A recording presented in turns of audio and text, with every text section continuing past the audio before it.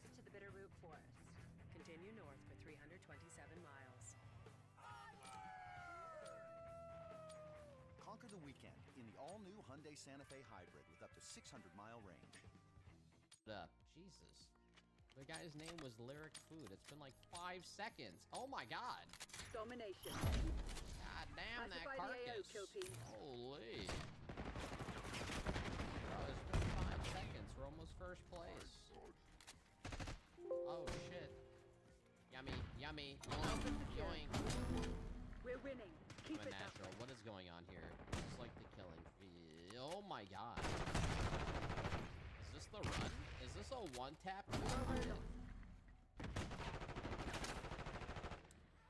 Hostiles reclaimed the lead.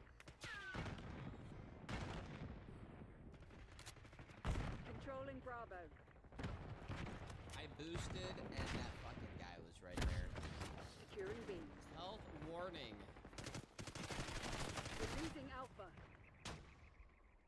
Alright, let's see what we have here. Alright, yo, the PlayStation Losing one. A. I was like, fuck this. Lockdown. I am not playing this laggy, muddy ass looking piece of shit. Now, here we go. Let's see how this is.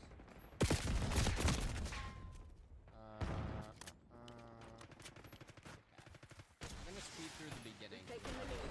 Stay on target. Keyboard layout. Yes, yes. Nah. Losing Bravo. Deploying Archangel.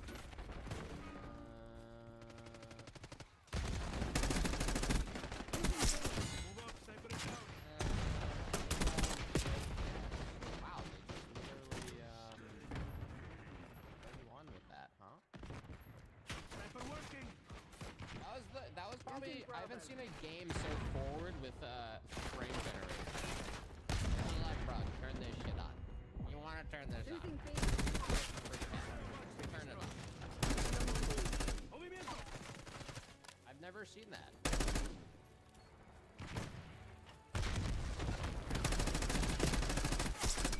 Do they have DLAA? Taking B. Yes, they do.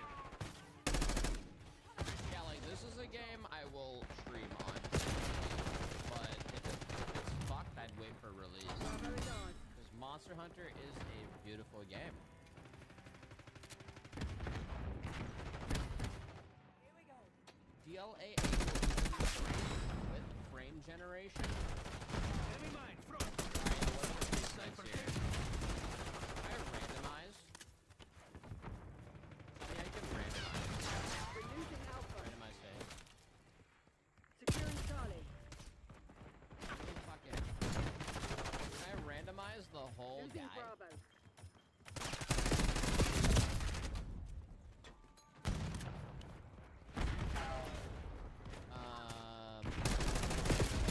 There's more graphic settings. Oh.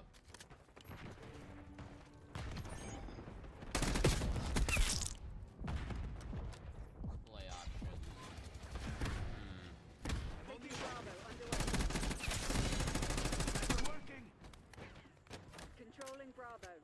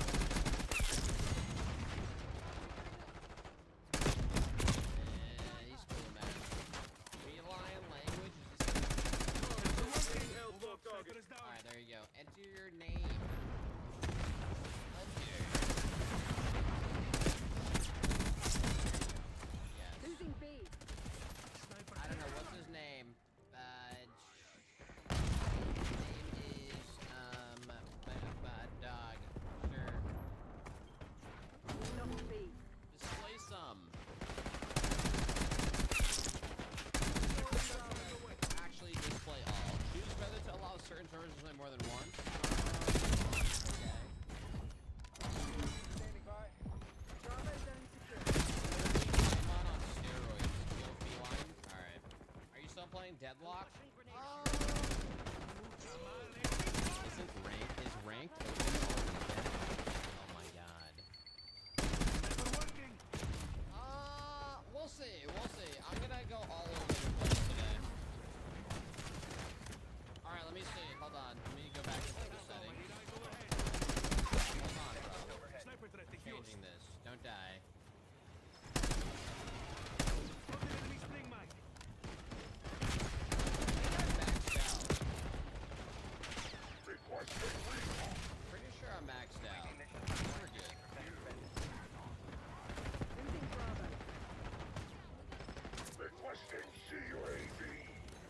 Oh my god, this is already 50,000 times better. Losing A. Although the textures still look kind of weird on PC.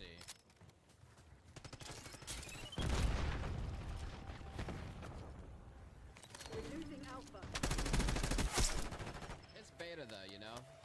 I mean, they'll fix it. We've seen RE engine games. You know? Losing B. Alright, you can aim, aim and F. Aim and middle mouse. Archangel dust. No, this is so much, but bro, the PlayStation one? Losing This, B.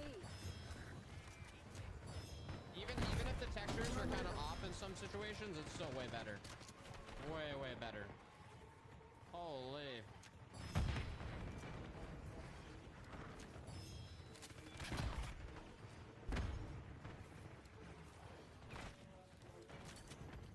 Let me see here. Alright, so right click is always your pod. Securing B. It always takes a second to kind of get into Monster Hunter, because Monster Hunter's keybinds are very different compared to, like, your traditional games. It's like a different, it's just a totally different style. You don't need a 10K PC to get this Losing performance, Bravo. lol.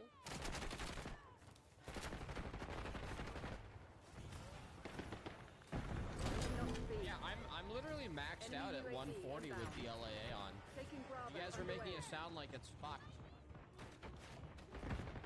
Yeah, this is, oh my, this is like Securing B.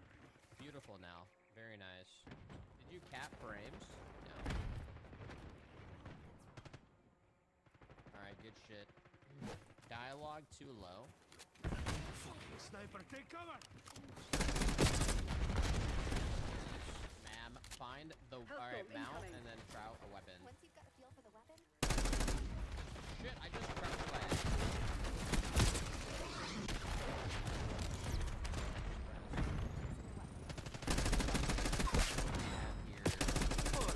I'll pick a weapon. Alright, I think I might, just to see how this works. Oh, there's a headphone and a light.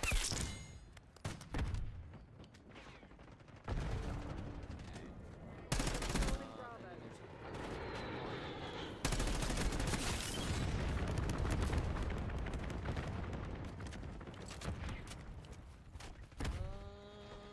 Highly mobile weapon with mid-range firing attacks, good fire and evasion. What about dual blades and light bowgun for a fast build, like an agile build? Taking B. I can always change it. Lockdown. I might try. Let me just try the light bowgun. Oh, do I have to choose two? Oh no, it just confirms it. I have no idea how to use this, so it gives me. Losing A. Oh, tab is mount. Okay. Use tab to mount. Wazda. Sure. Light bowgun is OP as fuck. Losing B.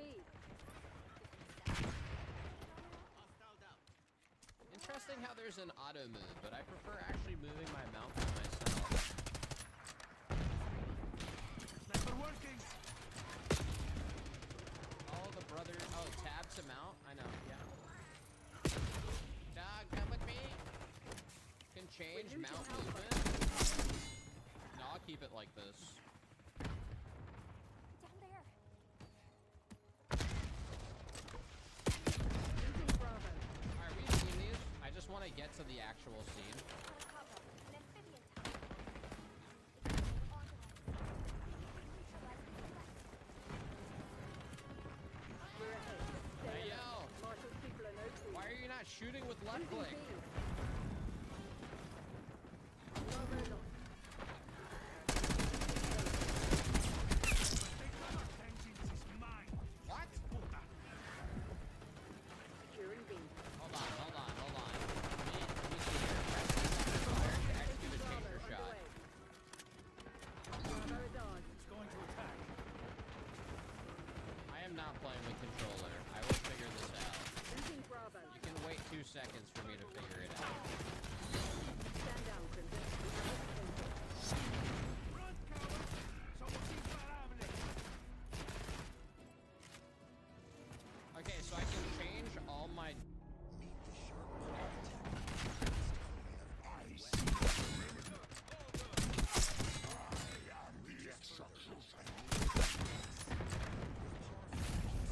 and sonic mopping. It handles everything.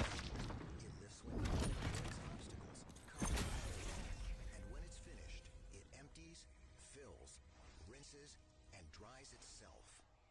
Shark Power Detect, the smartest choice in robotic cleaning.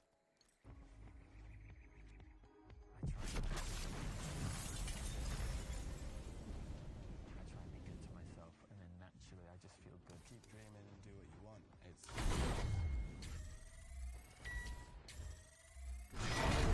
Named Subaru Forester a top pick, an honor given to only 10 vehicles in the country. And Subaru has also been named the 2024 Best Mainstream Automotive Brand. Safe, reliable, trusted, loved. Subaru. I'm Jimmy Dean, and only one thing can make a morning like this any nicer. A hearty, hefty, good-tasting breakfast with eggs, bacon, sausage, cheese, and taters. And when you finish, you know you had something to eat. At Cracker Barrel, we holiday the country way. Turkey is crispy fried to juicy perfection, and our new French toast gets a swirl of cinnamon for the season. So come on in for a little country cheers. What the fuck is that button? Mouse 4?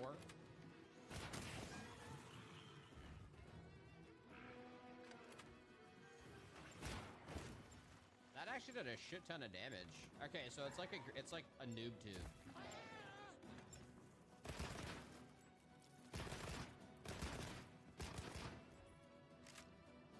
Alright, so there's a couple of mechanics here. So, okay, so this is all my ammo.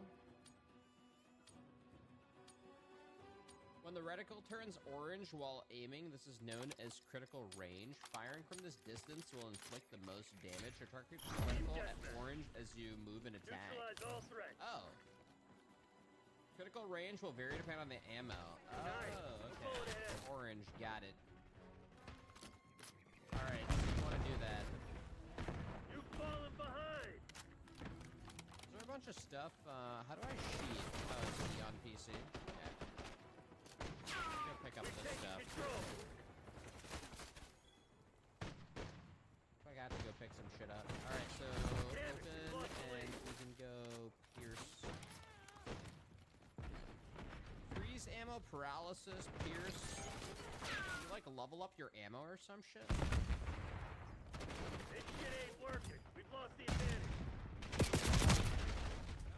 Use R plus F to place a wyvern blast. If a hunter or monster attacks it, it will explode and damage the monster.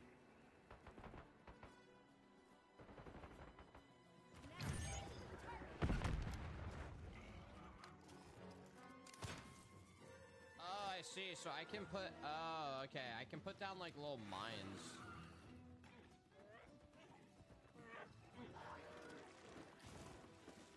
Wait, do I have to shoot it? He just ran right over it. And did not... Oh, there we go. Where's my pierce armor?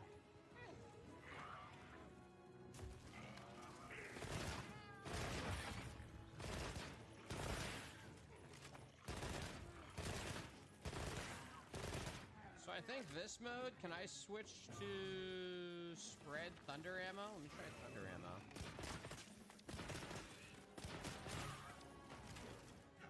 Go into crit range. Oh, he's leaving. You can use an SOS flare to call for support. It does seem like the gun is very strong. Yeah, like you can constantly change your shit.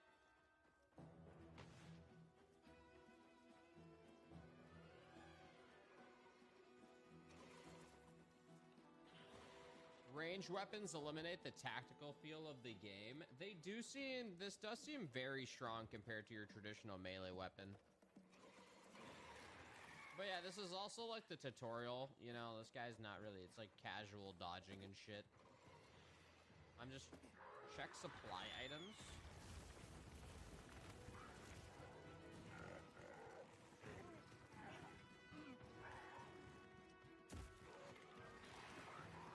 I can jump off as well.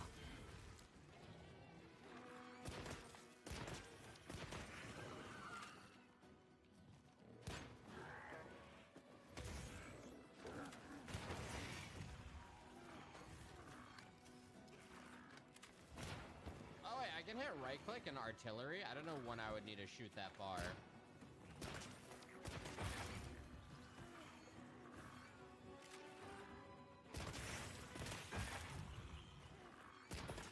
The tactical range part of it does seem like mouse keyboard. This weapon is very strong with the new thing they added. And then if he gets close,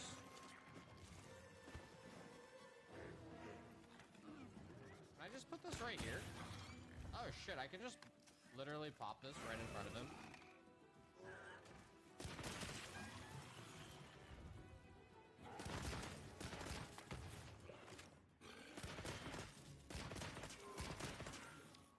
Can't tell what the what's spread ammo. It's like a shotgun.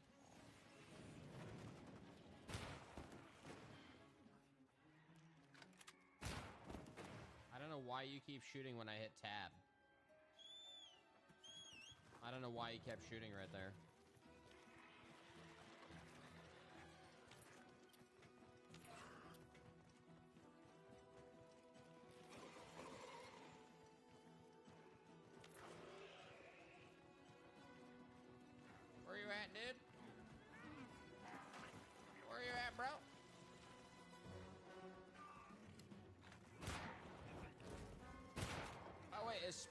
Okay, so this is what spread is a shotgun.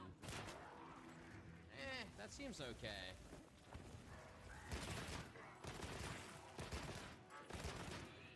I'm trying to understand the UI and the symbols on the right.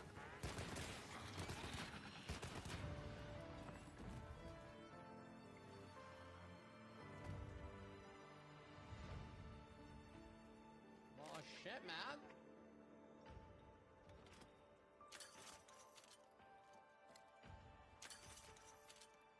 Go ahead and carve this as I press F and nothing happens, and there's a weird icon that I'm not really sure about. All right, sir. E. Oh, wait. Oh, it's because of that mode. Whoops.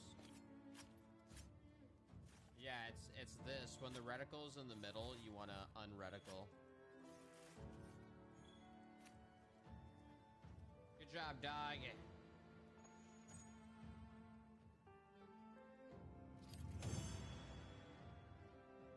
So yeah, I mean, the light bowgun is decent. I guess it is a little boring. The bow would be probably more satisfying to shoot and get like cool crits off with, right?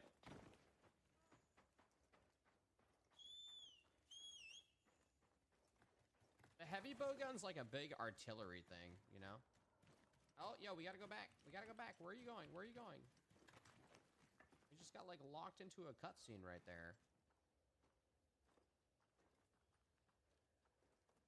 Oh, I think this just bugged me. Dude, I can't move. It bugged me because we just moved past the location. I say, man? I know how to test games. It's safe now. It's safe now. What can I say, bruh? My name is Nona. What can I say, bruh? I know what the fuck I'm doing, man. Where's this? The king butter.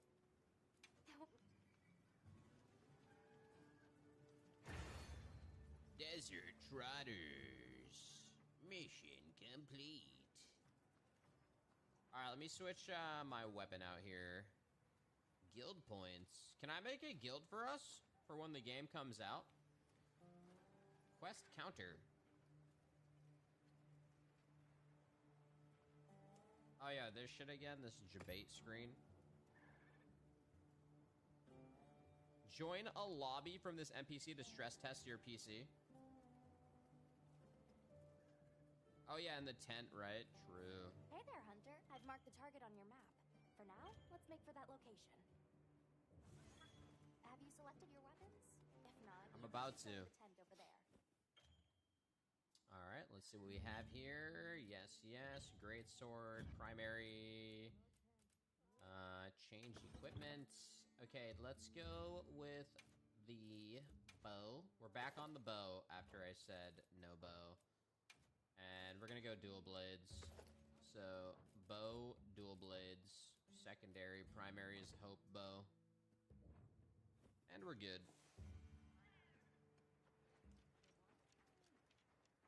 Alright, we need to go hunt. I think that was the next quest. Last time it made me auto-join a lobby.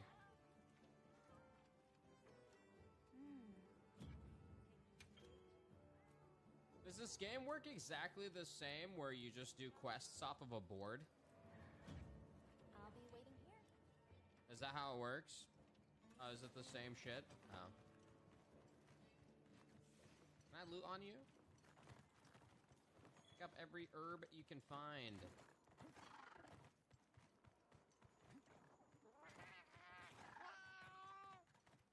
God damn, man, this is like a roller coaster.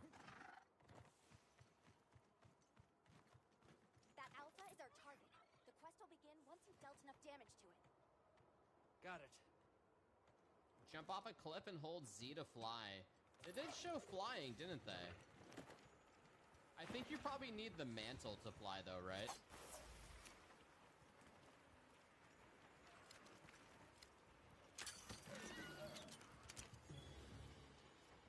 Bleeding pod. I need a dung pod, don't I? I need more dung.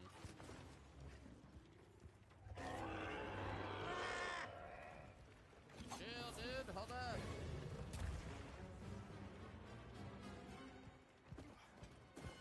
Shit, how do I switch? Uh-oh. Wait, how do I... Got it. How do I equip that?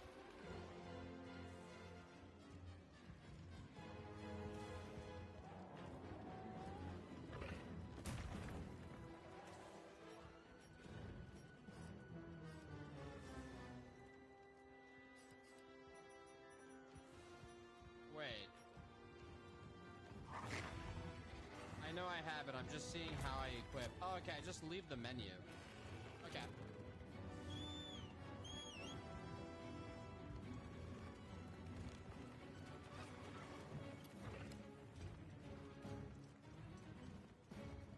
Why isn't he shooting it?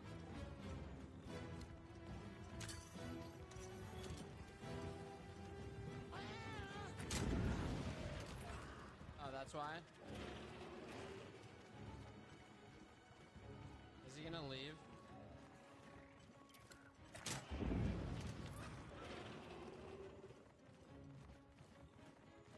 There we go. Holy shit, man, what the fuck did you eat? What's up, man? I got more shit bombs. What the shit?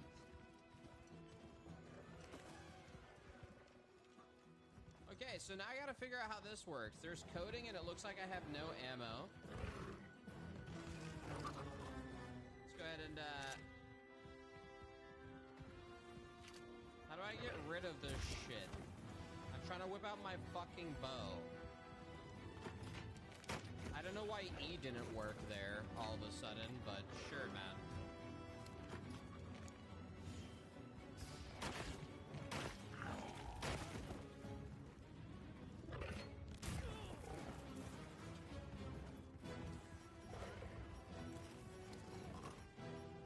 Are you fucking kidding? Where is my... God damn! It changed menus?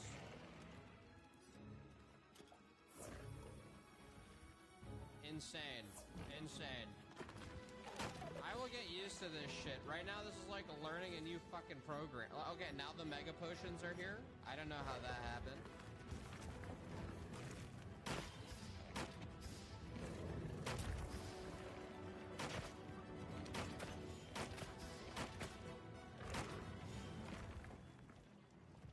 Alright, let me see how this works.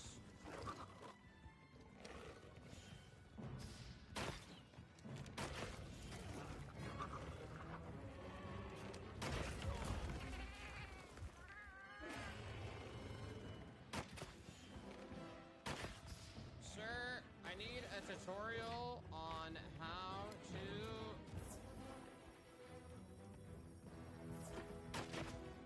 Okay. Aim focus, quick shot, remove coating. We have poison.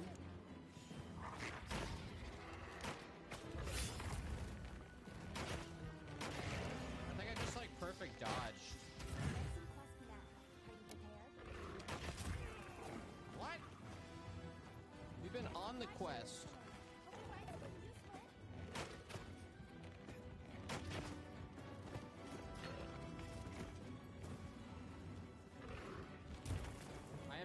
I am trying to figure it. I'm trying to find the flow right now, and I don't have the flow. Okay, we have more poison. We're gonna go with power coating. So R, you can sidestep, quick shot, charge shot. I can charge and move, and then aim it.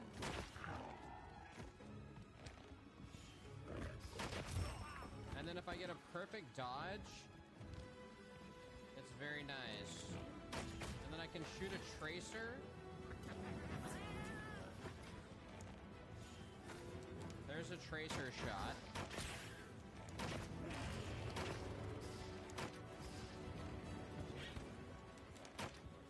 And now he's leaving.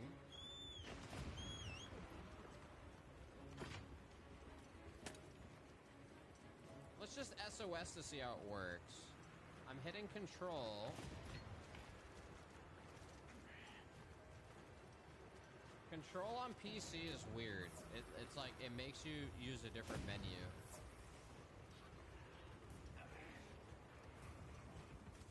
I can't like move down. Oh, I have to actually, holy shit.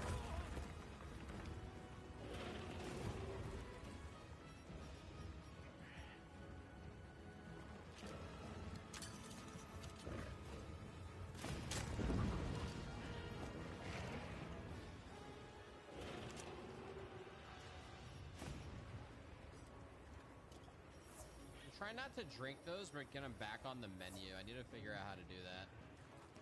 Where'd the alpha go? Chase him down.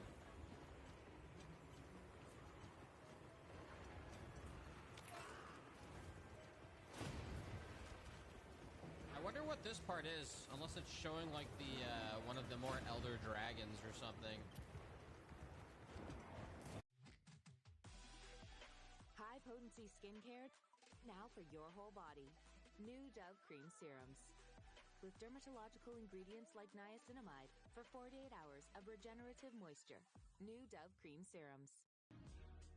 Los fans de la Big Mac sabemos que solo hay una Big Mac. ¿Qué es eso? La Chicken Big Mac. No es que no sea una Big Mac, es la Chicken Big Mac. Llévatela mientras puedas. Para pa pa pa. At apartments.com, every time a new listing is added, we get this alert, so no. Okay, everybody goes. Ooh, that's not right. Apartments.com, the place to find a place. Now that we have a completely new Homes.com, we're gonna lock the doors and stay late until we find that name that's synonymous with shopping for homes. Here's a wild idea. Homes.com. We're gonna go with Homes.com. We're gonna keep it. Homes.com. We've done your homework. Ready for action, nip it in the bud. We never relax and outcast and everlast. But I know y'all wanted that 808. Can you feel that BASS? Under my feet, I feel the sky tumbling down. But I feel the earth. Love the way you move. Introducing the all-new, reimagined Nissan Kicks. Ain't right.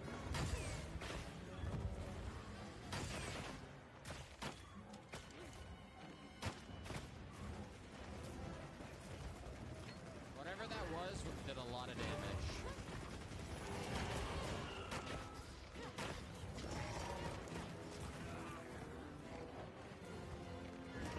I have no idea how I did that.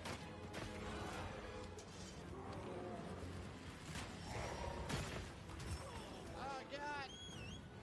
I wonder if you can just keep calling your mount. Seems like you can.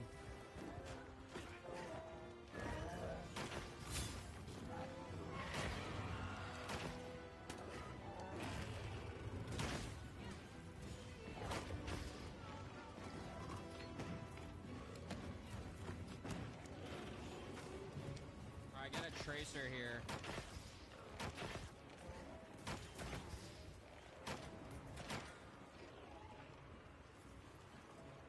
I'm slow. You gotta weave in pressing left click, holding left click, pressing R, holding R and F and left click. There's like a couple of different things you gotta get used to here. When to use power coding, I'm not sure. Why not use power coding all the time? Sounds like it does more damage. It's power. Right? Target is down. Why is this not working anymore?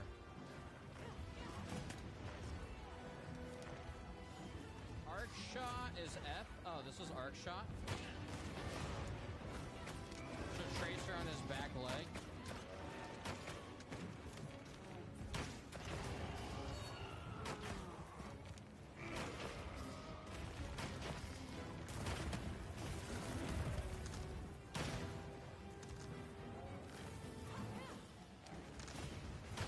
Oh shit, I missed. You know, even though I have no stamina, you can spam the bow a lot. Yeah, you can actually spam the shit out of the bow. Obviously, as long as he's not targeting you.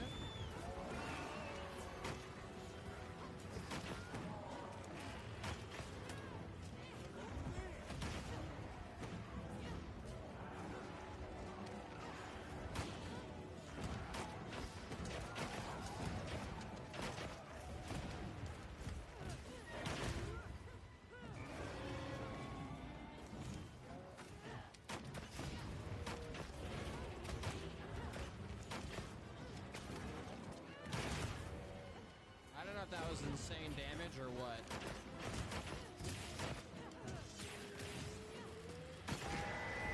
Oh shit! Get the fuck out of here! He's mad! The lightning has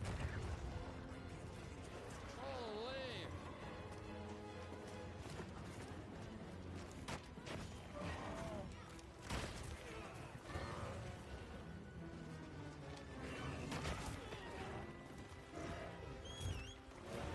Hey, yeah, get the fuck over here! Let me heal. Dude's weak all over the place.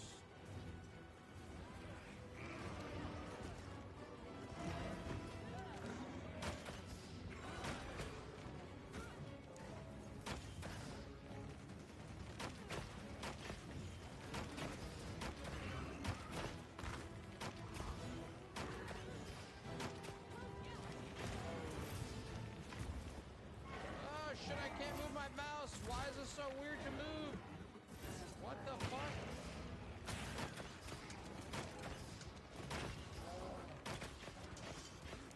Where is he going? Why are you leaving? Why are you leaving?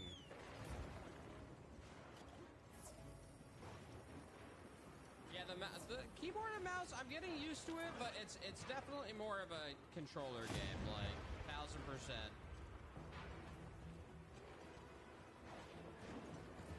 I can't tell if I'm being very efficient. I feel like I did a shit ton of damage, unless it's just like a natural, it's like a long fight.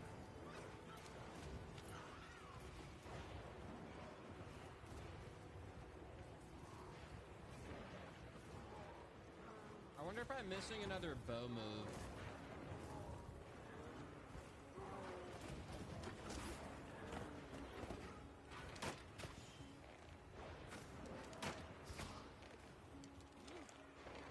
I don't know how to do that, what I just did.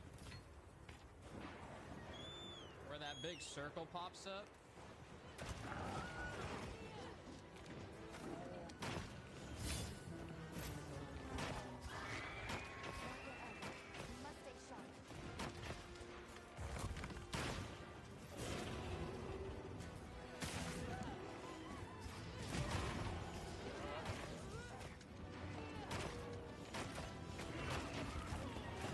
That was deserved.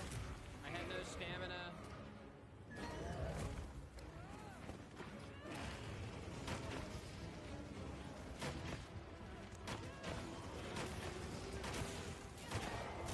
What the fuck is that? There's a fucking dragon here, dude. Bro, he's already dead. Chill. This is our kill. Who's that?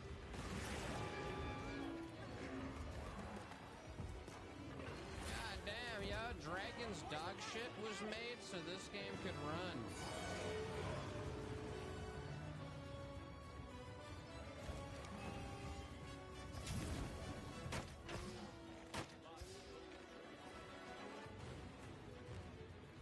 Hey, yo, leave that fucking dragon behind. We'll kick his ass later.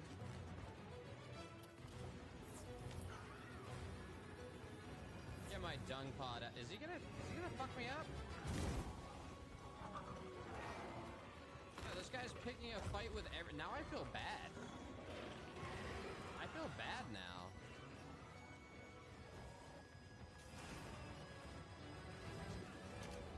Here, I'll help. I'll help. Here's some dung. Get him out of here. There's some dung.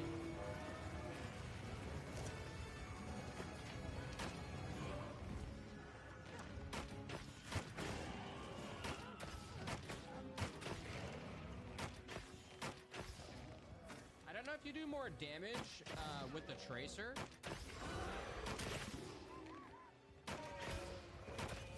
But it does seem like you want to... Is it worth tracering all the time? Alright, man. Alright. We'll chase him home. He wants to die in his nest. Hit the rust mining spots.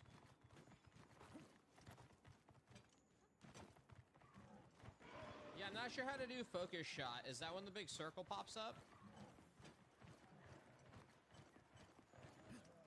That seems like something you want to use when there's multiple weak spots to target them all.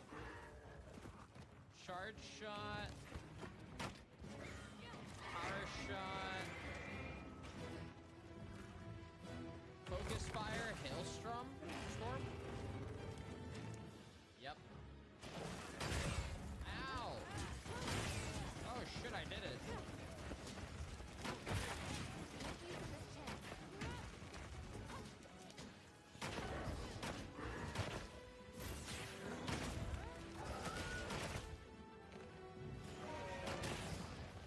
Bro, I don't know how you're still alive. He is insane. I don't know how often you can do that. If I can like spam that.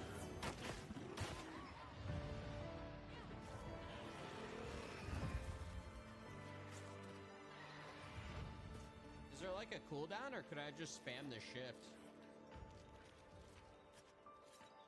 I don't know, bow on mouse keyboard's very, very strong.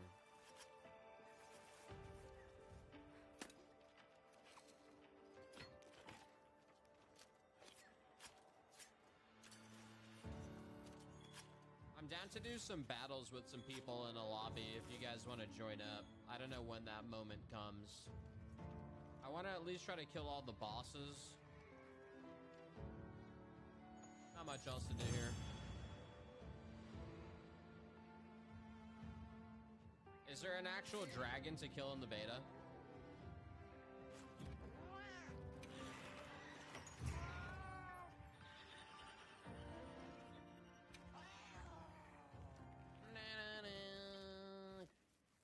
Dosha Guma Hunt. Thank you. Replenish your items. Portable barbecue. Oh yeah, where's the barbecue? Alright, let me see here. Bro, you piece of motherfucker. Disturbing my goddamn dinner.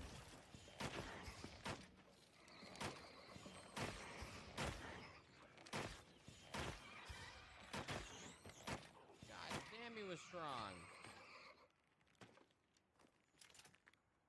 There's a lot of missing right there.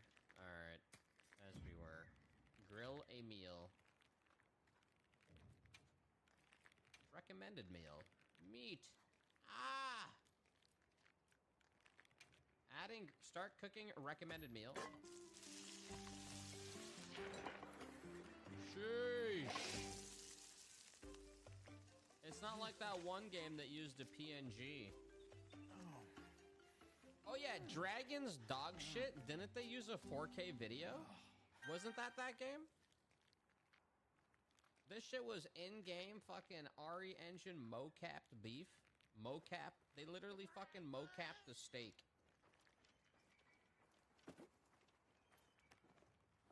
Ridiculous. Hey, yeah, what's our next quest? What do we do now?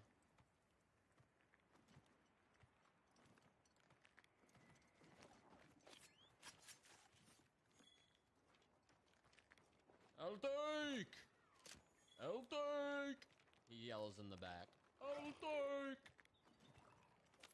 You're mad at Dragon's dog shit? I would be too if I sunk that many hours in and realized the game sucked balls and I wasted all that time. I'd be mad too. Wait, where are we going here? What the fuck is going on? I thought I hit M. I need to go back to the tent. Can't I fast travel back to town in this game? They have like the 3D map now.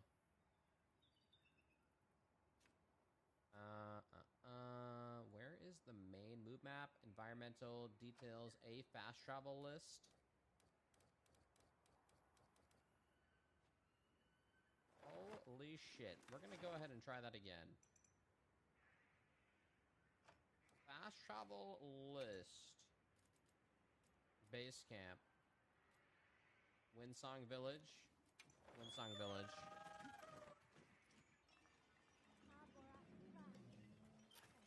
How you getting more than 60 FPS? Are people having insane performance problems? Keep in mind, as soon as I loaded up the game, this is the first game that was like, hey, turn on frame generation. So, I mean... if I shut that off, I'm sure the game is going to be horrible.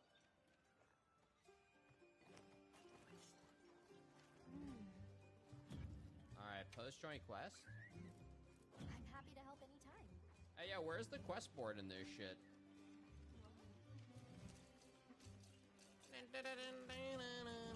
I don't know in the beta if I can, like, make new armor and stuff.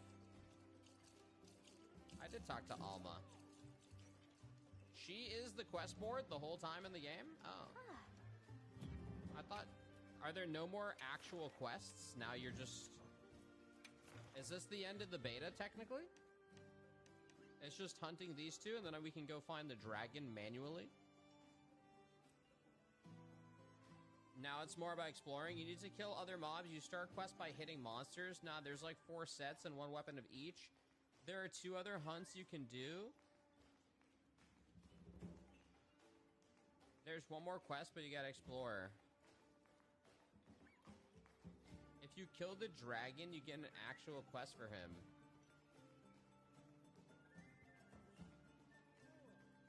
Alright, what should I do? Should I just, explore? I'll be waiting here. could just go out and explore the map. What is this? Raydow, the flying wyvern? Like, it shows in 17 I could go to him.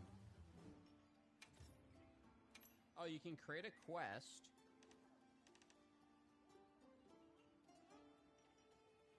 Okay. Begin field survey. Is it better to survey or just, should I survey? Anyone know? What's the difference?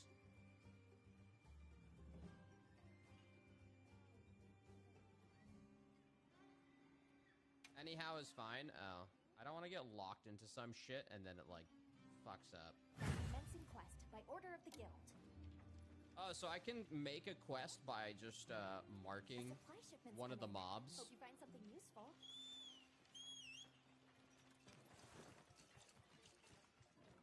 In options, you can turn off auto flare and turn off bots joining. Do you know where that is? Because if I do use a flare and have people join, I do not want bots. I am blind. I don't see anything that would be related to that.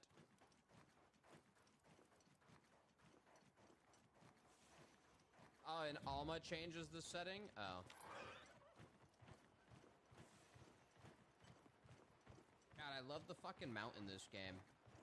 This game's it has its beautiful moments. There's definitely some texture glitches and stuff, but like when this actually works, it's goddamn beautiful, dude. Like, this is great looking, man.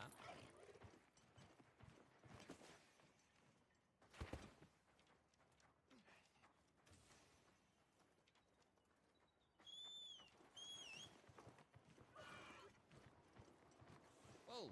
Oh shit, I can't go there. Follow the path. Going out of beta bounds.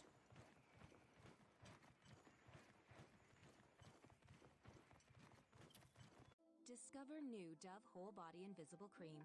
A new whole body deodorant that's blissfully coconut and vanilla scented for all day, whole body confidence. It's Dove Care, made for anywhere. Try new Dove Whole Body Deodorant.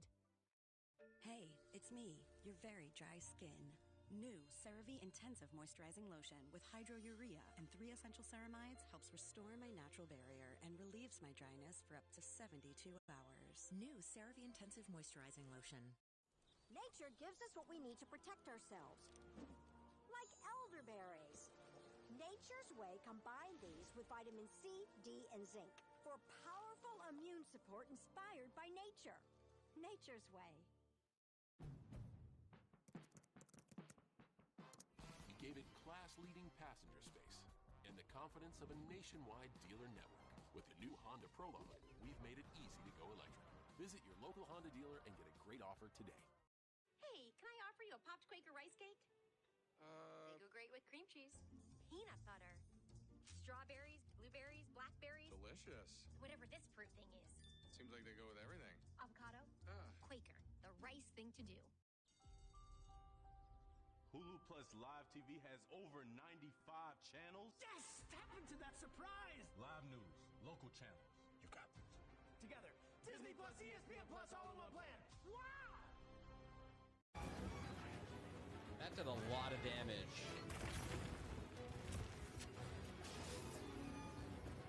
Bro, the whole place is a... Can I...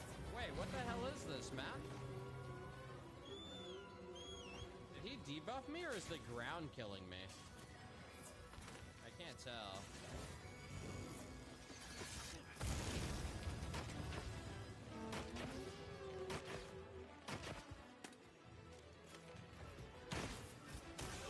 Whoa!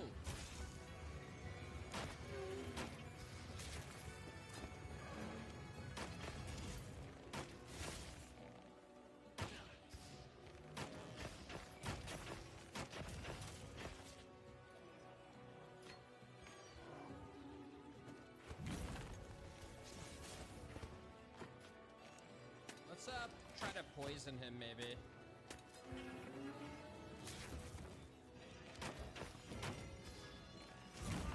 Oh shit, I knew he was about to do something there.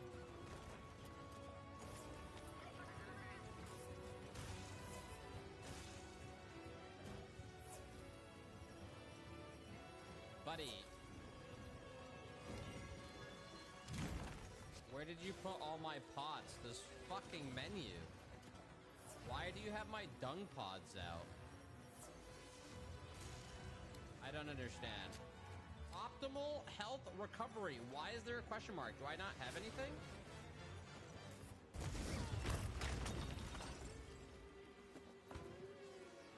I guess I thought I had mega potions. I guess not. I'm dead.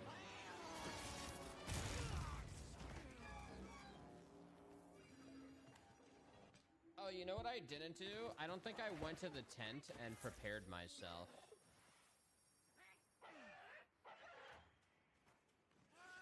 Yeah, pop-up camps. Can I put down?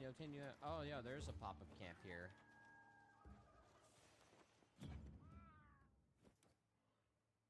Change your drip? I don't have any other drip. I don't have any other drip.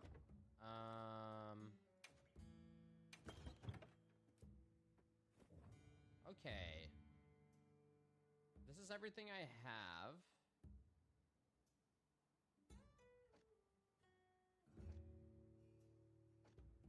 Okay, take item. Mega potion. 10. What else?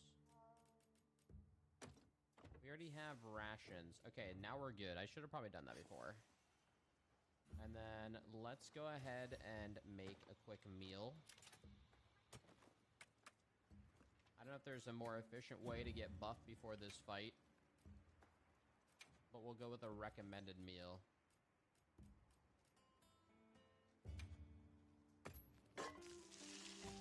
Sheesh!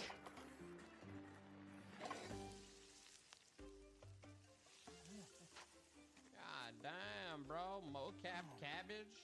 Sheesh!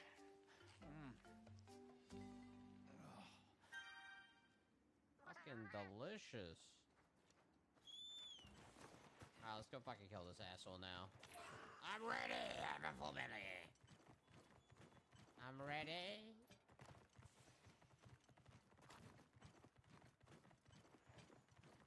You can just use number keys for items. What? How do you bind these? So I can bind, like, whetstone to 1? If you could do that, this game would be amazing. If you could just ignore the menu and make it so, like, 1. Is 4 any heal? Is 4 any heal? 1 is whetstone. What's 2? 3 actually uses the flare. Oh, shit.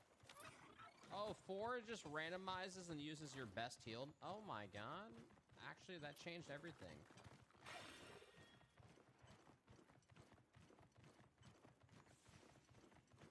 I will say Monster Hunter is a great game, but yes, the UI has always been an absolute piece of shit. It's like a different language, but I understand people get it if you're a dedicated Monster Hunter fan and you understand all the icons. As a new player or someone who doesn't really play a lot, it takes a lot. It takes a little bit to kind of get what language, what every symbol displays and portrays. It's like hieroglyphics. But then you understand, you know, what's what. I wonder if you can multi-flare.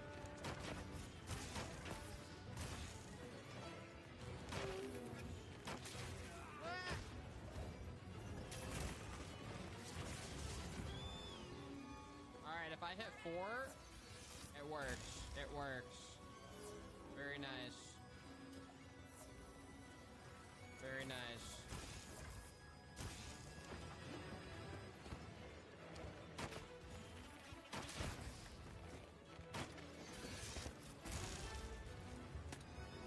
Let's keep trying some poison here.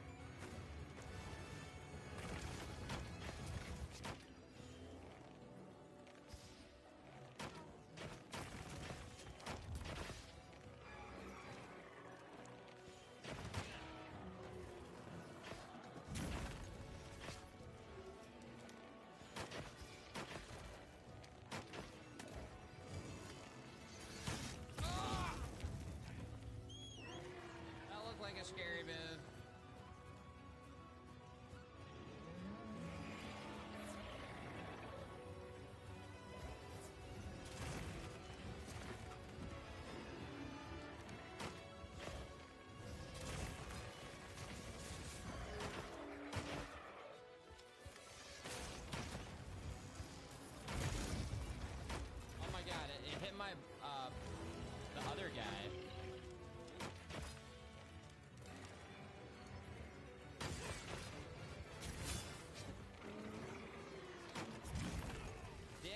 dodged one of them.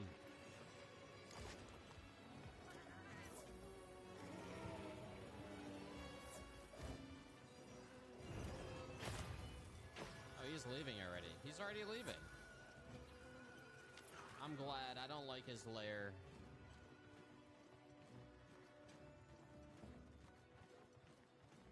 Where you going, man? You didn't fly too far.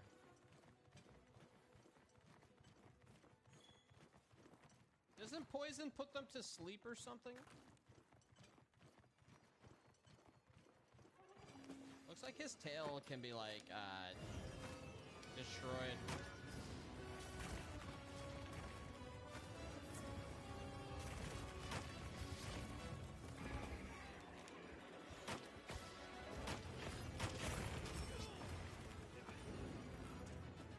Buddy, chill, buddy.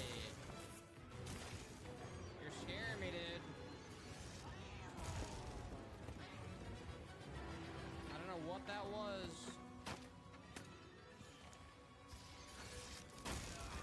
Come on, man.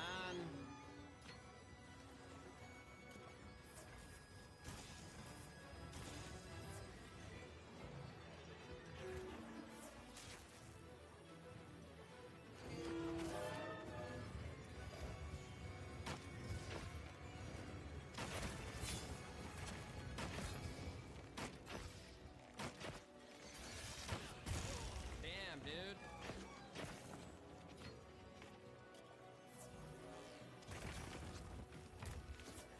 Yo, dog is a tank.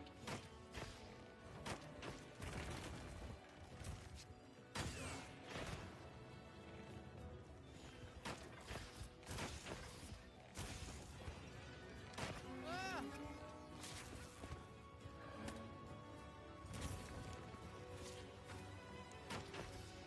Maybe his weak spot is not his head.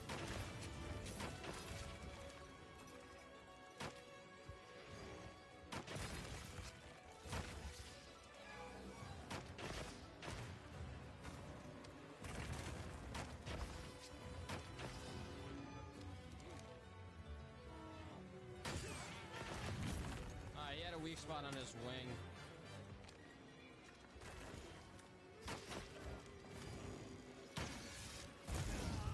Bro, what?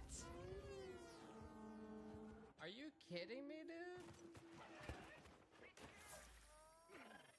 Yo, for real, dude? A one tap?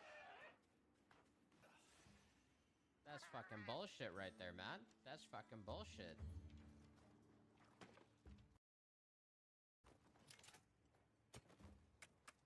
Bow takes 150% damage.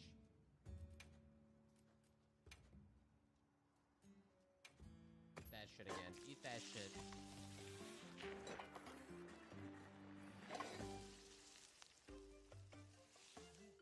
I want to solo this, dude. I need to solo this to prove something to myself. It shows your health bar in danger. Oh, wait, does the health bar in danger means that the next move is gonna kill you or something? Because I did notice that.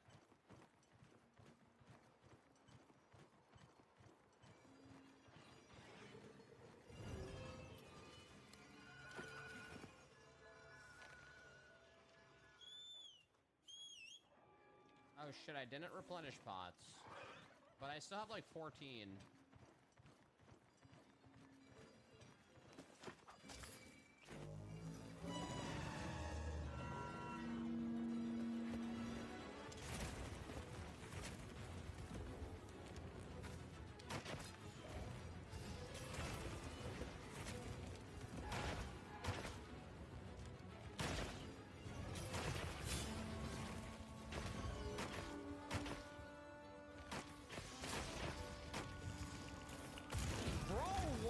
Doing, man? I'm literally spamming spacebar. What? What the fuck? Like, I was just standing there. I let go and was spamming spacebar.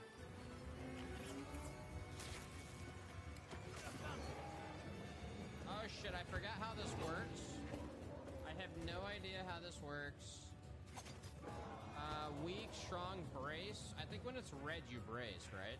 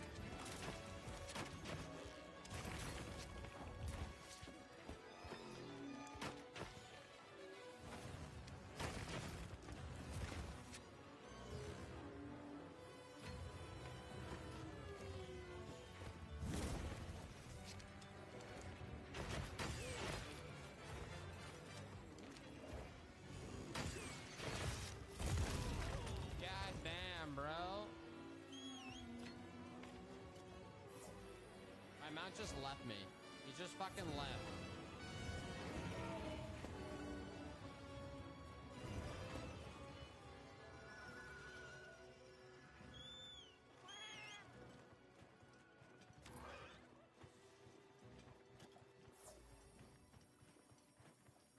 I still have a decent amount of pots left. Dude went for a drink of water.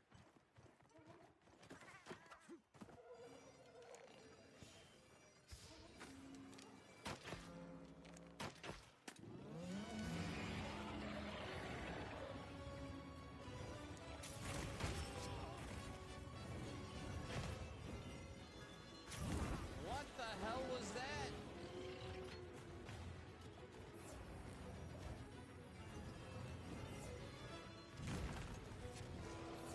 I am chugging this Kool-Aid. Okay, ow.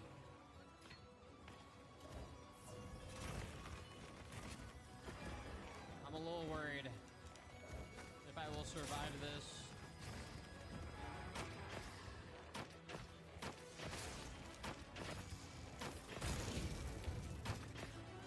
Good job, dog.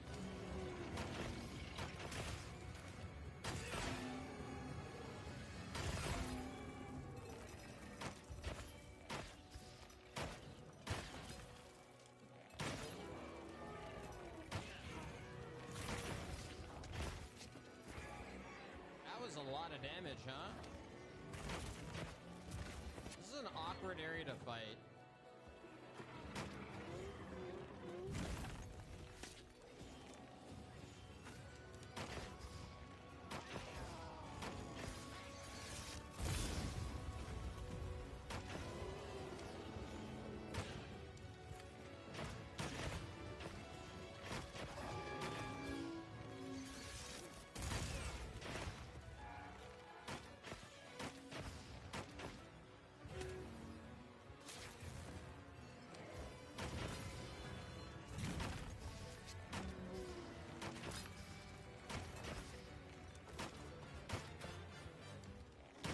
Oh, he's gonna leave.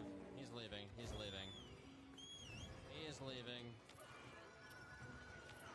It'd be cool if you could like quickly like attach on to their foot and you just like fly with them. And can like maybe like kill like punch them in the sky or something and they just like crash down.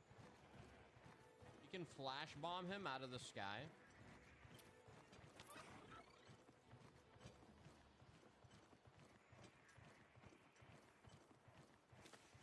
Hog, nothing like putting dung in my pocket.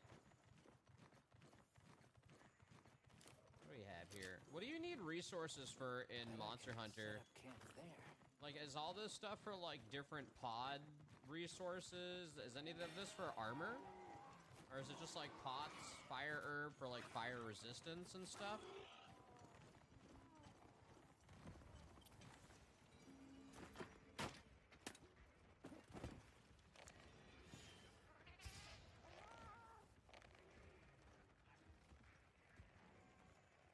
Stay right there, bro. I'm just gonna dart your head.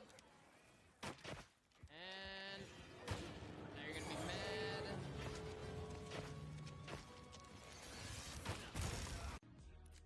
Los fans de la Big Mac sabemos que solo hay una Big Mac. ¿Qué es eso? La Chicken Big Mac. No es que no sea una Big Mac, es la Chicken Big Mac. Llévatela mientras puedas. Para pa pa pa. Most deodorants just do armpits. Dove does more. Meet Dove Whole Body Deo for thighs, shoulders, knees, and those. Try new Dove Whole Body Deodorant.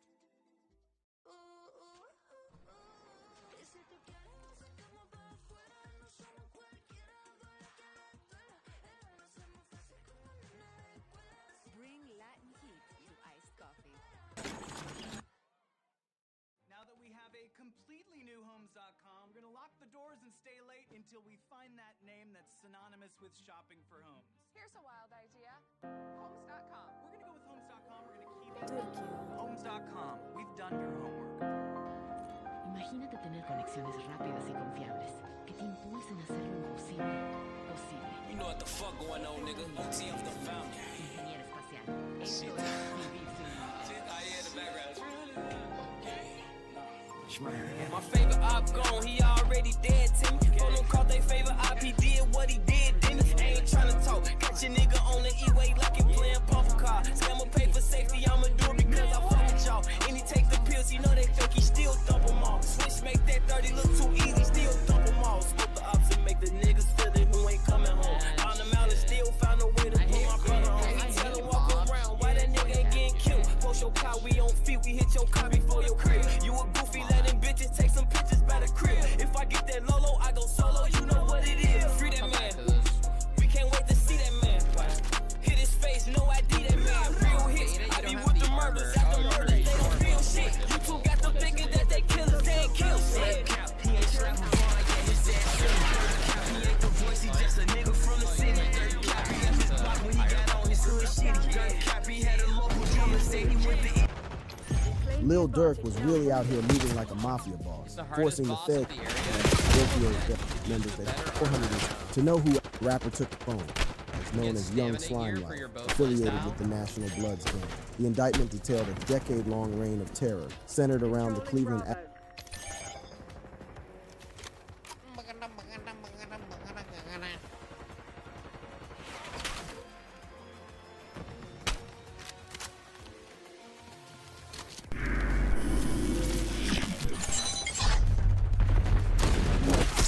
Do you think there's any chance of Durk walking away from this?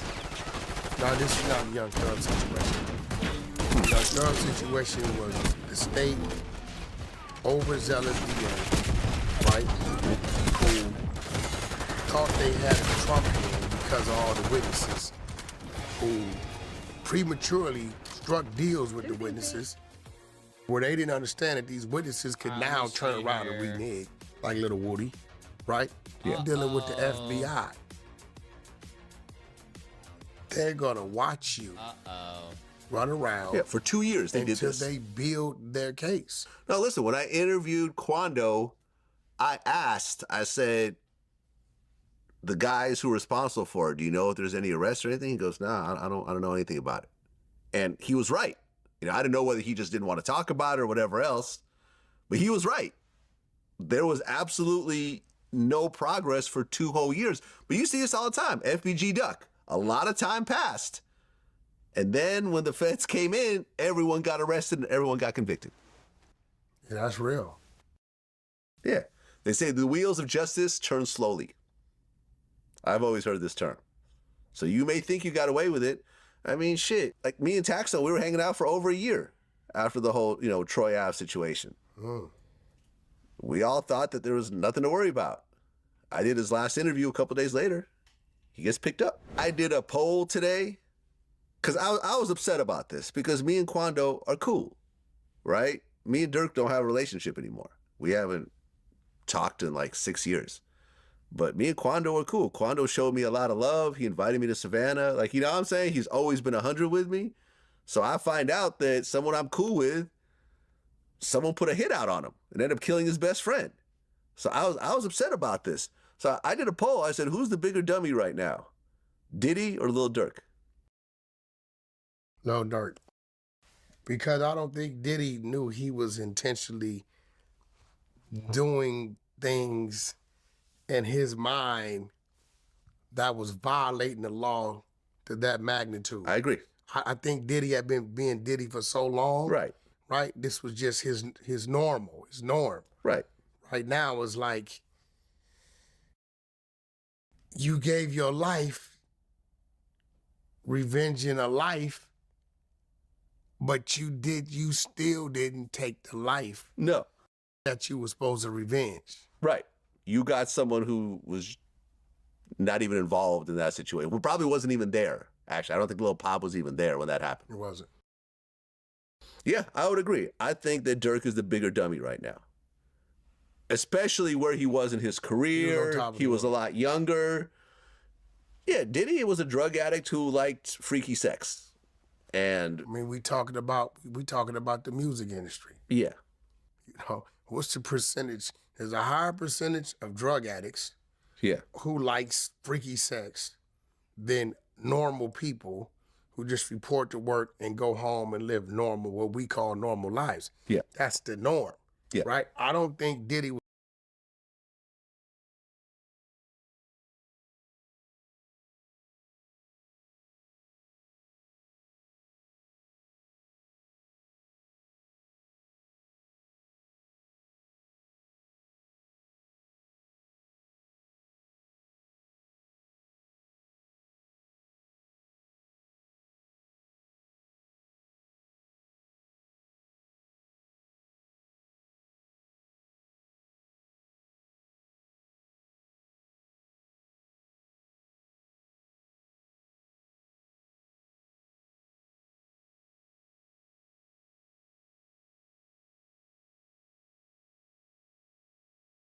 was running around out here trying to revenge Biggie's death. No, not at all.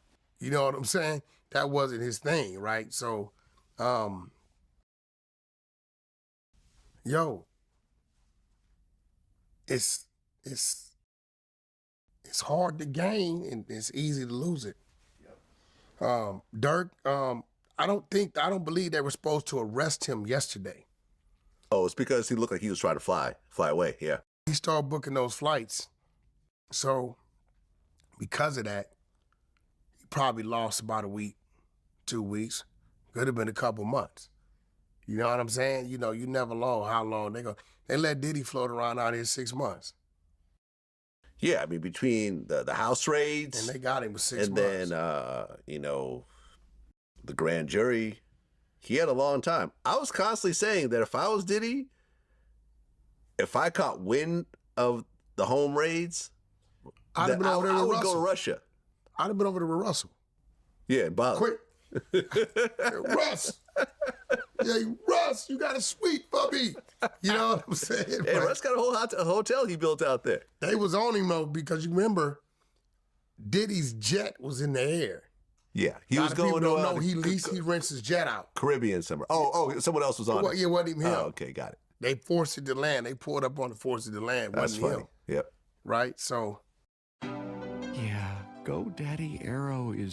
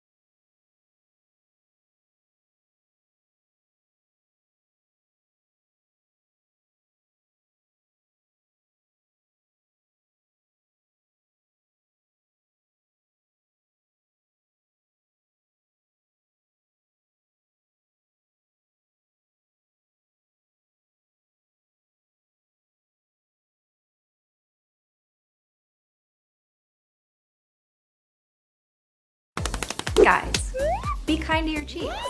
Manscaped just released their new electric. I don't know. I don't know.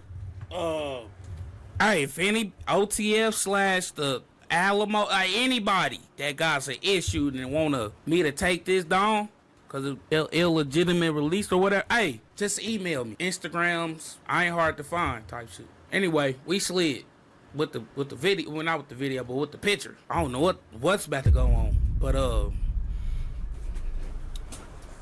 use code we slid for 10% off on the store. Your entire order, and if you put the 2 for $50 shirt in your cart, you'll still get an extra 10% off of your order. Hell yeah! Run them likes up. We need 10,000 likes on this one. Do it again.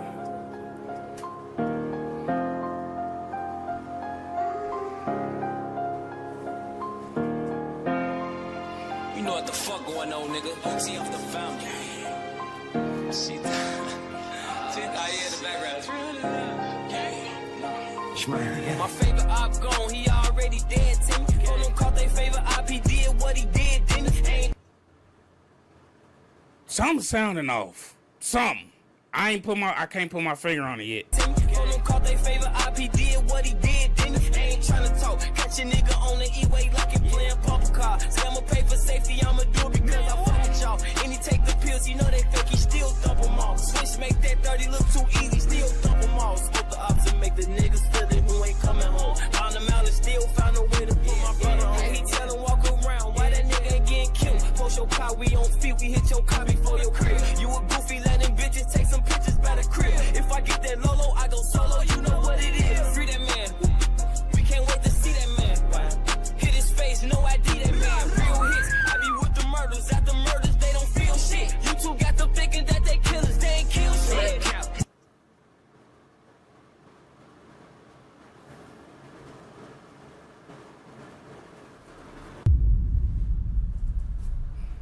What the hell? Me, I buy no English. I don't know what the fuck be going on, but it just keep going on, you know? And there's so many people that got a killer image on YouTube. But thousands of people. That motherfucker got 30 bodies. That motherfucker got 90. YouTube, hey, yeah. Let's run that back. More airplay, yeah. Around, why that nigga getting killed? Post your car, we on feet, we hit your car before your crib. You a goofy, letting bitches take some pictures by the crib. If I get that Lolo, I go solo, you know what it is. Free that man, we can't wait to see that man. Hit his face, no ID that man. Real hits, I be with the murders. After murders, they don't feel shit. You two got them thinking that they killers, they ain't with the murders. After murders, they don't feel shit. You two got them thinking that they killers, they ain't kill shit. He ain't slap a Vaughn, yeah, his ass silly. Dirt cap, he ain't the voice, he just a nigga from the city. Dirt cap, he left his block when he got on his hood shitty. Dirt cap, he had a local jeweler say he went to Izzy. Y'all cap, we slip for real, we just don't mention shit, we busy. Y'all cap, I'm the voice for real, the biggest in the city. Y'all cap. Before we knew, somebody commented something, and it made so much sense to me after I heard it. Hold on, let me go get some drink. This was in the comment section of the baby brick video. Brick baby video, my bad. He said people don't drop their flags for no reason. I interpret that as niggas don't drop their flags because they just want to be done with the gangbanging shit or really announce that shit. It was like that shit that we are speculating, that's what happened and that is why. It just made so much sense to me when I first read it. I brought that up to say this point here. If this is truly dirt, that shit is wild. That shit is wild. Listen to this. Slap a Vaughn, yeah, his ass silly. Dirt cap, he ain't the voice, he just a nigga from the city. Dirt cap, he left his hit his face, no ID that man. Real hits, I be with the murders. After murders, they don't feel shit. You two got them thinking that they killers, they ain't kill shit. Dirt cap, he ain't slap a Vaughn, yeah, his ass silly. Dirt cap, he ain't the voice, he just a nigga from the city. Dirt cap, he left his block when he got on his hood shitty. Dirt cap, he had a local jeweler say he went to Izzy. Y'all cap, we slip for real, we just don't mention shit, we busy. Y'all cap. Hold on. Cause I'm sitting here thinking. You see this picture? This came out in a 6ix9ine video. Gabba Gabba, or it was some video he had. Anyway, this picture was in it. I'm thinking this right here. This song, if this is truly dirt, this song might have got recorded around that same time and planned to get released, but then it's too hot for all that. Whole time it really wasn't, because shit, you were already talking about that shit and other shit too. So that's what I'm just sitting here thinking. That's when I did the little, yeah, I hit that face. I'm the voice for real, the biggest in the city. Y'all cap, I leave my block, I just dropped off some switches. Y'all cap on Pluto, I just spent 3 million just with easy. We can slide right now. That's just how a nigga feeling, they ain't even hot. They just killed one of my little cousins, they ain't even cry. Same nigga just got shot up, but he ain't even die, he's still alive. Damn, but I'ma slide on him. Hop into his coupe, I got my eye on him. Put some money on his head, I got like, I don't know, this is a Vaughn verse. Stop until they hear we put that iron on a lot of niggas dying, homie. Let me know right now, cause if we driving in the car, you can't sit in the back. If a nigga play a disrespect, that's then you getting whacked. They done gave these ropes all that time, he tryna give it back, man. Say you gon' slide on me, you pull up over here, twist cheese your ride. That nigga rock on my hip, that big for 5 on. I hope that nigga pray to make some. No, that's Vaughn. Dirt cap, he ain't slap a Vaughn, yeah, his ass silly. Dirt cap, he ain't the voice, he just a nigga from the city. Dirt cap, he left his block when he got on. I don't know. How you got a slide for Vaughn song with Vaughn on this motherfucker? That's what I'm, yeah, I swear to God, that's what I thought. Right, so, I don't know. The local jeweler said he went to easy. Y'all cap, we slip for real, we just don't mention shit, we busy. Y'all cap, I'm the voice for real, the biggest in the city. Y'all cap, I leave my block, I just dropped off some switches. Y'all cap on Pluto, I just spent 3 million just with easy.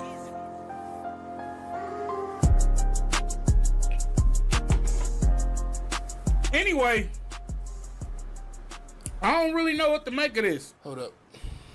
I don't know what to really make of this. If this truly him and they put this together, I don't know why y'all ain't dropping shit. And then if it's truly him and y'all just now decide to drop it, y'all sure picked a mighty good time, you know? Right. If anything, y'all should have backed in. But anyway, let me know how y'all feel about it down in the comment section. Other than that, that's your boy Snore, I'm gone. At Harbor Freight, we do business differently from the other guys. We design and test our own tools and sell them directly to you. No middleman, just quality tools you can trust at prices you'll love.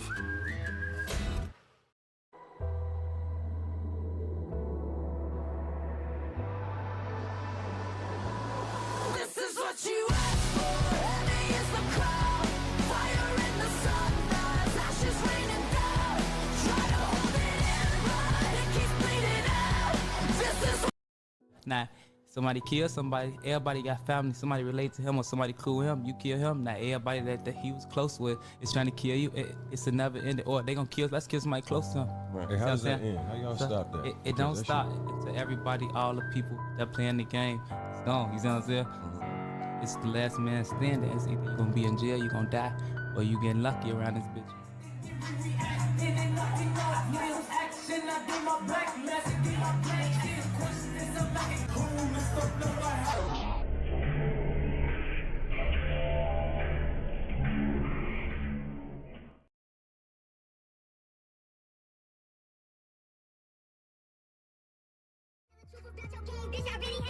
Bitch, I got my own fight, don't need security in the club. All they wolfing on the knee, nigga, I thought you was a thug. I ain't got nowhere to go, I shot up everywhere they want. You know who took that shit from you, come get it back in blood. Bitch, come get it back in blood. No, I ain't never did murder for hire. I don't know who be wearing that wire.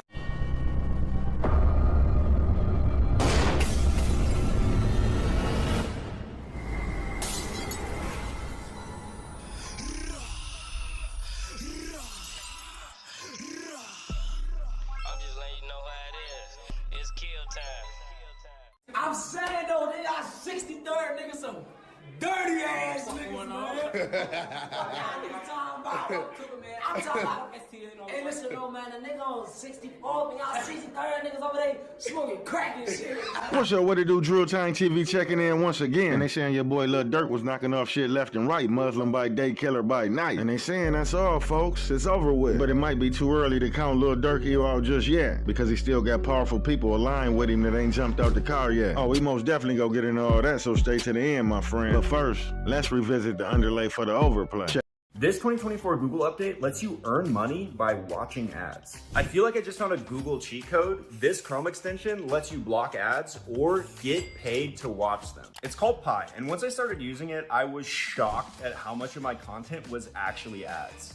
Check it out. Quando Rondo said he came up listening to Chicago drill when he was about 12. He took a liking to the movement and even named himself after Rondo number 9. He stated when he made it in the industry, he looked at Lil Durk like Big Bruh. He said while everybody was charging for features and taxing and shit like that, Lil Durk never charged him a dime and jumped on his first album for GP, General Purposes. So basically, Quando felt in-depth loyalty-wise to Durk because they started out having a healthy relationship.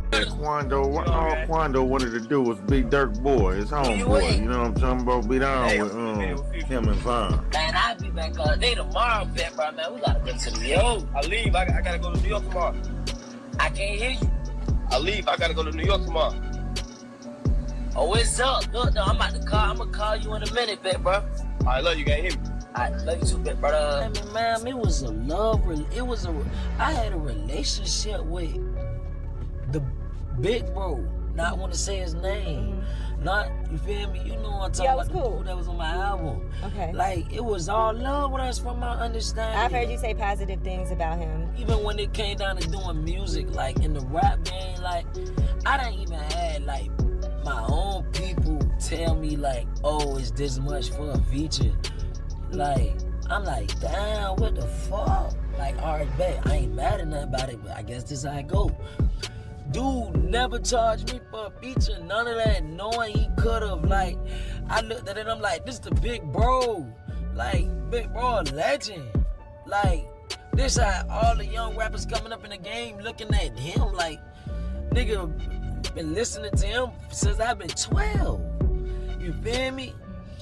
So, from my understanding, it's all love. So and Quando felt Durk was his dog for life, and he probably would have been. Rumor had it. At the time, he was in talks of signing the OTF, but he decided to take his challenge over there with NBA Youngboy. It was very obvious that King Von was trying to get a response out of YB. YB a straight catch him is that. And did everything in his power to get his attention, including allegedly having relations with his child's mother. Damn. My baby father called me and told me, like, you know, Bud know the situation. He knew what really happened with that whole situation. You know what I mean? Yeah, with the whole situation, it was already deep.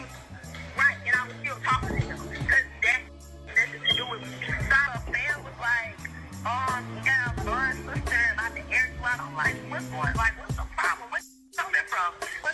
Like, I would never, ever disrespect Bud. Like, I would never, ever disrespect Bud. Told Vaughn to leave that bitch alone. She post on OnlyFans. Oh yeah, see what I'm saying? Quando Rondo was collateral damage. Just starting off, him and Von appeared to be cordial. Von must have felt that Quando already picked his side, and when they bumped heads, everything went haywire. And then niggas be choosing sides when like say you don't fuck with a nigga, but you'll fuck with another nigga. But I guess he'll fuck with that nigga too. Harder than he fuck with you, so he don't fuck with you. You'll start see niggas get done following you and shit on Instagram and shit. Niggas will stop talking to you and shit. Niggas will get the, you know, but you'll see niggas be getting closer. You be like, what the fuck? Like that's gay as hell. You just, and you like, nigga, I ain't got no issue with you. Nah, it's cool. It could be like that if that's how they want it to be. Cause I'm with that. I like that. Like, let me know what it is though. But the nigga want to let you know, a nigga see you again and be there. Yeah, on some motion. And you don't want to smack his ass on phone, but nigga you'll be wrong. Cause niggas really ain't like that. Right. They be acting like that. So that'd be some of the whole shit. Niggas be woke. Leading up to the day that wrote the future, on November the 6th, 2020, in the parking lot of Monaco Hookah Lounge, Quando said he was tired as fuck, but he was about to let his boy run up in there so he can test his luck and see what he can snatch up in the last 15 minutes. Lil Tim said he'd stay back with Quando and hold him down like a statue, and Quando need not fear, cause he in the cut like peroxide. Quando said, as he was walking towards the other vehicle, he seen a group of people, and then went across their circle, so he stopped and let them go past. Boom, bam. I walk from the car. I turn around to walk up. Next thing you know, a nigga hit me. You feel me? Boom, bam. The deadly shooting outside a hookah lounge. Rapper King Von was one of the men killed. The GBI is now investigating because 2 officers also fired shots. Atlanta police spoke exclusively with Fox 5's Eric Perry tonight about what they call a chaotic scene. Atlanta police describe it as a shootout between two groups of men outside a hookah lounge. Ultimately, 6 people were shot, 2 killed, and a woman hit by a car in what police describe as chaos. We're coming for you. Strong words from Atlanta Police Sergeant John Chafee for whoever's responsible for what's being called a huge shootout outside the Monaco hookah lounge Friday morning. We had a lot of rounds that were fired. It was a very chaotic scene. 6 people shot, 2 dead, including Davon Bennett, a popular rapper also known as King Von, and police say it stemmed from an argument. Take a look at this video given to Fox 5 of the incident. You see several men pouring into the street. We stopped the video moments before bullets start to fly, and King Von was hit.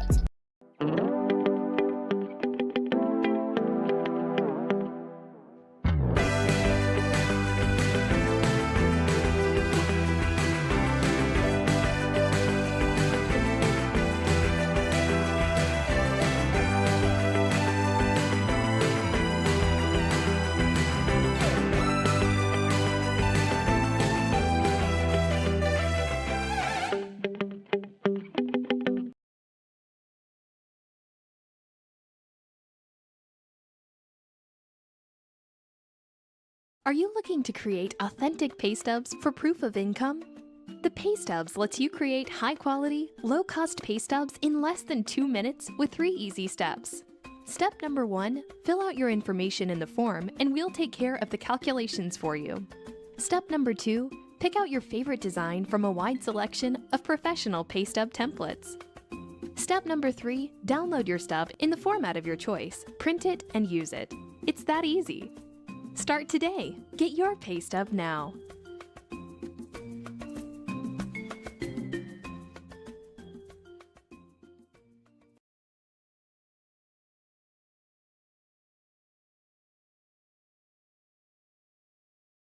It's extremely concerning to us that people would be so brazen and so bold as to commit a crime like this in front of a police officer.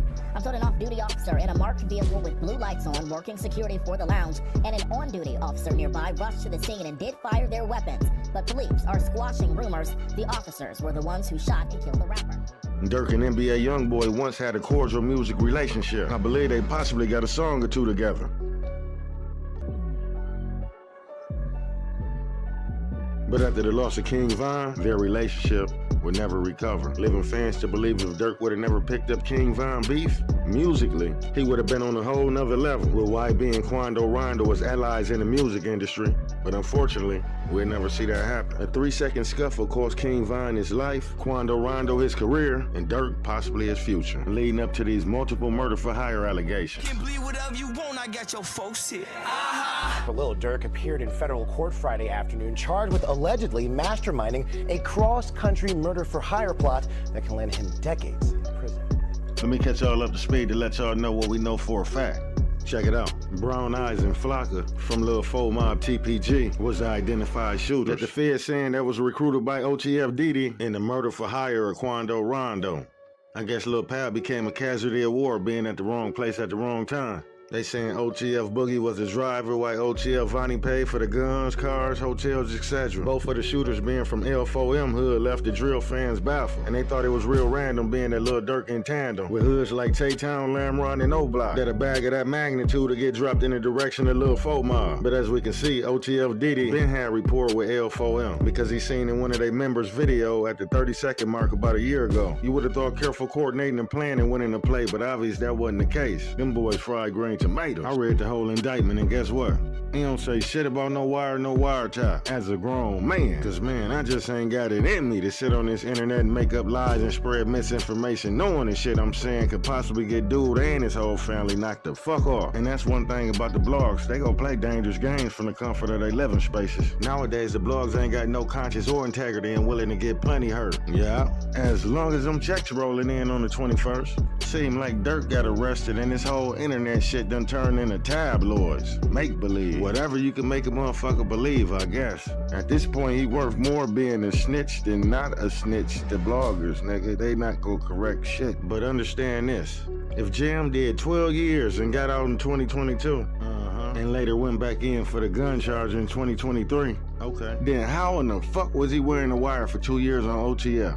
And OTF Jam was only on the streets for 15 months in the past 14 years. Think about it. If the Fed's whole intent was to plant Jam back on the streets after him doing 12 years to wear wire and shit to take down the empire of OTF, and he they top informant, co-conspirator, then why the fuck is he getting locked up with no bond for a punk-ass pistol case? Man, to my observation, the Feds be letting the rats and informants run rapid in Chicago, man. I seen a motherfucking informant on DJU with a 50-round drum, bitch, and he was a motherfucking habitual offender. But your boy Jam gets slammed back in the can for a blammer. Come on, man, make it make sense. In a recent clip of No Jumper, Adam admitted that one of his workers willingly moved the goalpost over a troll post knowing that the shit he was putting out wasn't true for clicks and views. Hit the like button. The funny thing about that is that we're all talking about it in the No Jumper group chat, having the conversation of should we post this or not, even though it's just a rumor, we don't really have any evidence to back it up. Meanwhile, Flacco immediately goes to his Twitter and starts acting like he has an inside source that told him for sure. I'm like, you're just using the source that I'm putting out there, and I'm making it clear that we don't know if we 100% believe in it. Rebo in the Logway case. He doesn't give a fuck. He just sends that Rebo shit. just puts the shit up. Yeah. I mean, Yeah, some of his shit no. is up to date, but the Logway shit, I said, hey, it was fake news. He's like, shit, it's already up. See what I'm saying?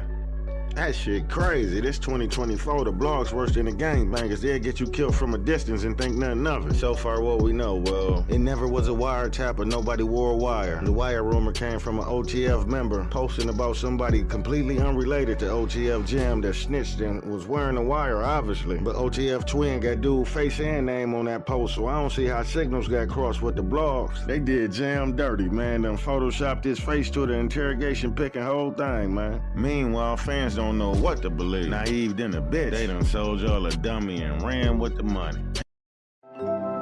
Unlock a new world of efficiency with Asana. Automate workflows so your team can have less follow-up and more follow-through. Try for free today at asana.com. Hell no. Hold on, man. It's like they done sold y'all a dummy and then ran away with the money. Now remember, OTF Jam ain't get out to 2022. And the Feds making an argument that Dirk told all his co-conspirators about the Quando Rondo bounty the day that King Von died in coded language, which is November the 6th, 2020.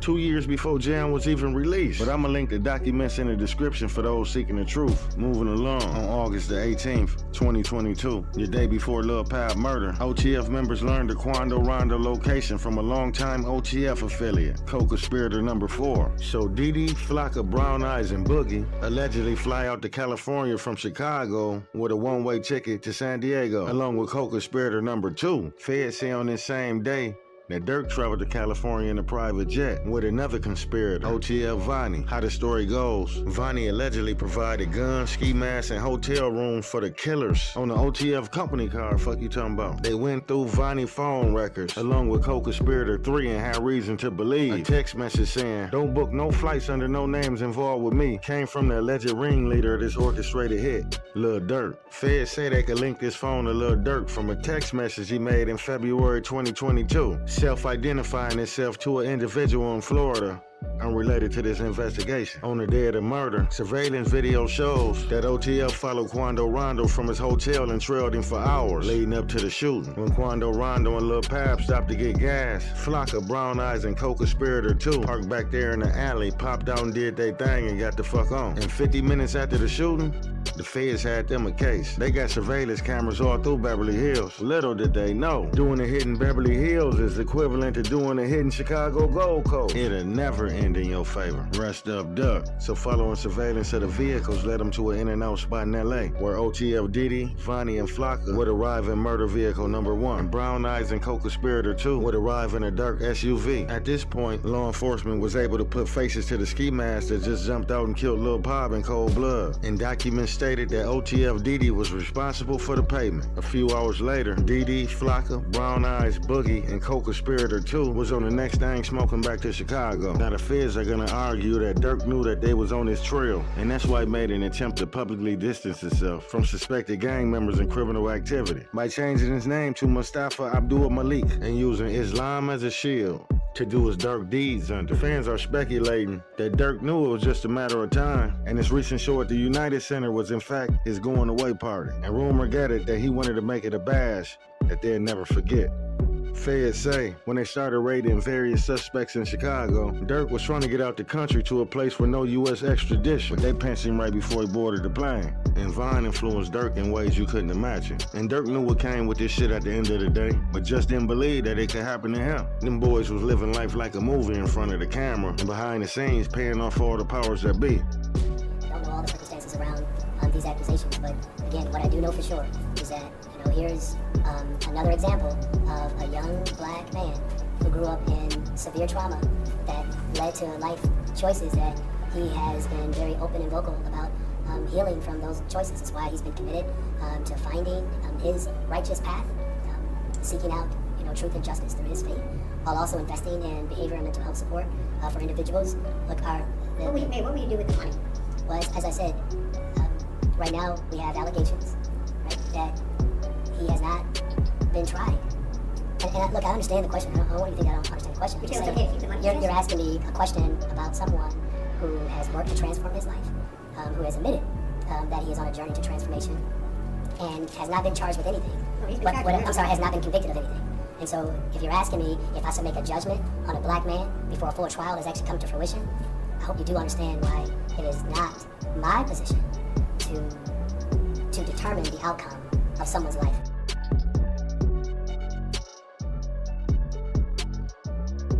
They say it ain't what you know, it's who you know when you're moving up the ranks. But if you play the game long enough, your past will catch up. And it appeared that ripped up tissue paper can't be a solution. If you want a skin close shave that doesn't take it too far. These groups that are with each other. You've got the King Von crowd, you got the Quando Rondo crowd, and the FBG Duck, the Little Dirk. You got these factions that are just shooting each other. The Fulio, the Young and Ace. Why? I mean, grow up. I hate to say it that plainly, but grow the fuck up. I done turn rappers to killers and bosses. I mean, I think this is going to be, you might think it's art, but it certainly is self-snitching, if you ask me. It's basically an agreement between two or more people and an act in furtherance of the conspiracy.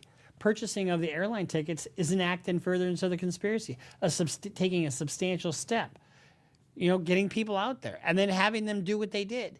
You're just as guilty of that crime as though you pulled the trigger yourself. Bitch, I'm a D-boy, do it for T-Roy. I'm on you forever, that just wrote the V-Roy. I'm with the killers forever, the trenches just in me, the Grammys can't... The killers in the trenches, the Grammys ain't gonna change me for nothing. But you know what will? Federal prison for the rest of your natural life. You're gonna get life without parole. How dumb do you have to be? I mean, why don't you go get a gift card or just get some cash and give them some... I mean, I'm not trying to tell you how to commit a conspiracy case, but hey, how dumb do you have to be? And Bruce Rivers, he's the criminal lawyer. Bruce Rivers, he's the criminal lawyer. Bruce Rivers, he's the criminal lawyer. And what he do? And he's gonna react to all the self-snitching. Hi, this is Bruce Rivers. Welcome to another fun-filled episode of Criminal Lawyer Reacts. Today we are joined by our content genius that you know as Michael Rivers. Say hello, Michael. Hello, everybody. So we're reacting today to a Lil Durk. Lil Durk's been indicted on a murder for hire plot. Breaking news. It's not so breaking because it happened last week, but there's some interesting tidbits about this, so we'll get into that. But before we get to that, let's honor our sponsor, eForms.com. Because guess what Lil Durk's going to need now? He's going to need a power of attorney because he ain't going to get out. He's in custody in federal court in L.A., so if you're in custody and you need power of attorney, tell your people to go to eForms.com and go get a power of attorney because it's easier to do that than have your lawyer be bothered with it because your lawyer is just going to charge you for it and that's expensive. So eForms.com, you can get a power of attorney, bill of sale, a rental agreement, whatever kind of legal form you need, go to eForms.com.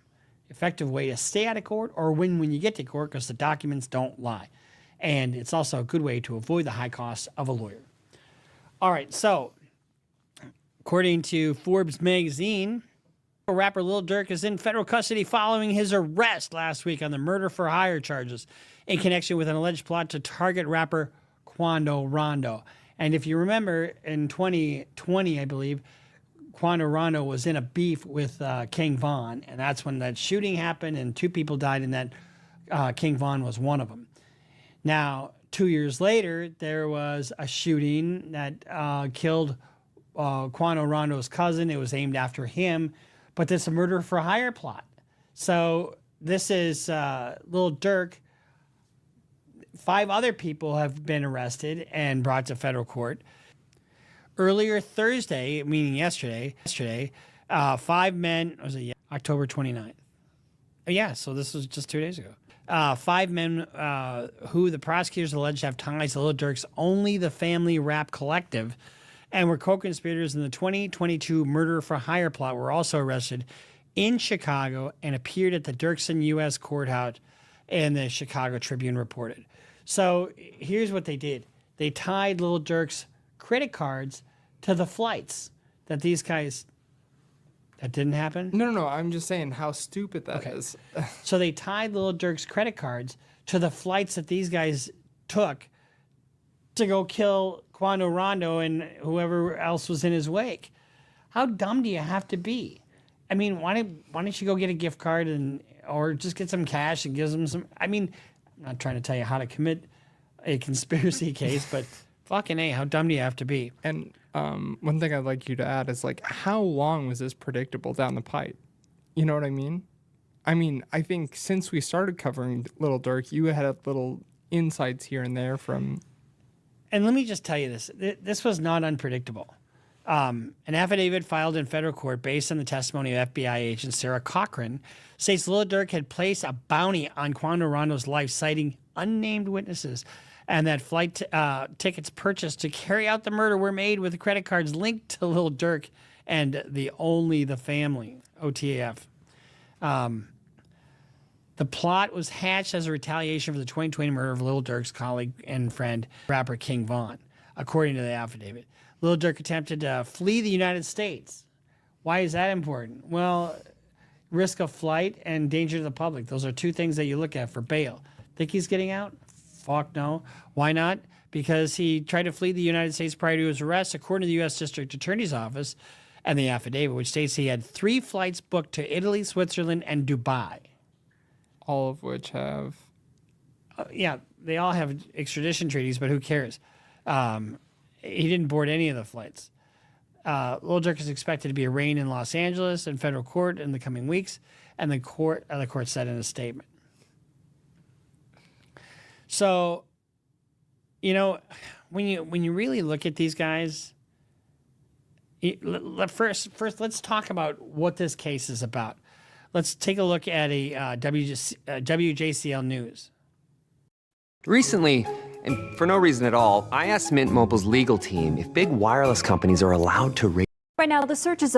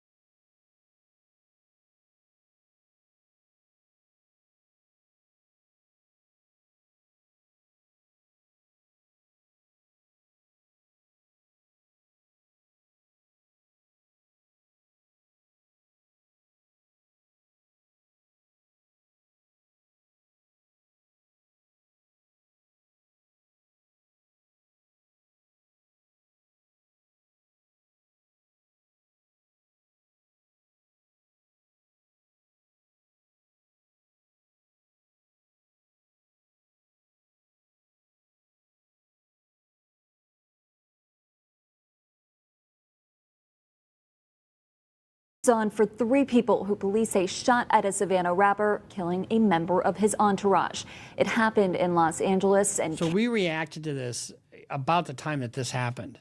Fired, a fight taken to the streets, and this chaotic scene, the ending of a shooting that started in Los Angeles, California. Sheriff's deputies pulling out a man who had been shot in an SUV. Savannah rapper Quando Rondo, a passenger in that car. Quando Rondo screaming because it's his cousin that's laying there dead. Rapper Quando Rondo, a passenger in that car, frantic at the sight. It all started at this mobile gas station at 5:30 Friday evening. All over what? All over what? There's nothing that could justify this. I mean, granted, it's to avenge a killing, but these beefs start over nothing, and then they just go on and on and on. And where does it end? Do you mean? PD says witnesses heard multiple gunshots, then watched a couple cars zoom off. 3 people in one car shot at this black Cadillac Escalade. It's unclear if those inside shot back. Can I get some space, please? It ended at Santa Monica Boulevard. Deputies found it peppered with bullet holes and a shattered window. One man inside, a member of Ronto's entourage, had been shot. The 23-year-old was taken to the hospital where he died. A scene left with remnants of the fight, shoes left in the street, doors. Just stupid. I mean, guys, you're successful. You're driving an Escalade. I mean, you got money. You've got everything you need to be successful. But if the Grammys ain't going to change you, I don't know what will. Do you mind if I add a little bit? Yeah. All right. So, and obviously after this, after Vaughn, after everything, so the initial beef started between him and Youngboy. And then all of these people are tangential to Youngboy, like Quando Rondo, these Baton Rouge sort of affiliates, Lil Tim, and stuff like that. It all happened over a girl, over India, his girl. And then ex post, like all these events that had happened after King Von dying, all the fan bases, when are you going to slide for Von? When are you going to slide for Von? You know? And it's like, for him to have that compulsory instinct to just execute something like this, regardless of what consequences might come down the pipe, I don't know, I think is absolutely ridiculous. But I mean, like, even with Youngboy, it's like he's not a stranger to this. I mean, like, he had a sweetheart deal, and what does he do? It absolutely floors me. So Quando's response after this, and this is a good message, actually. We didn't get into the music industry to make it just to stay caught up in this street shit.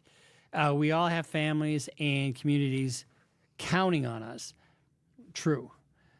It's time to leave that all behind.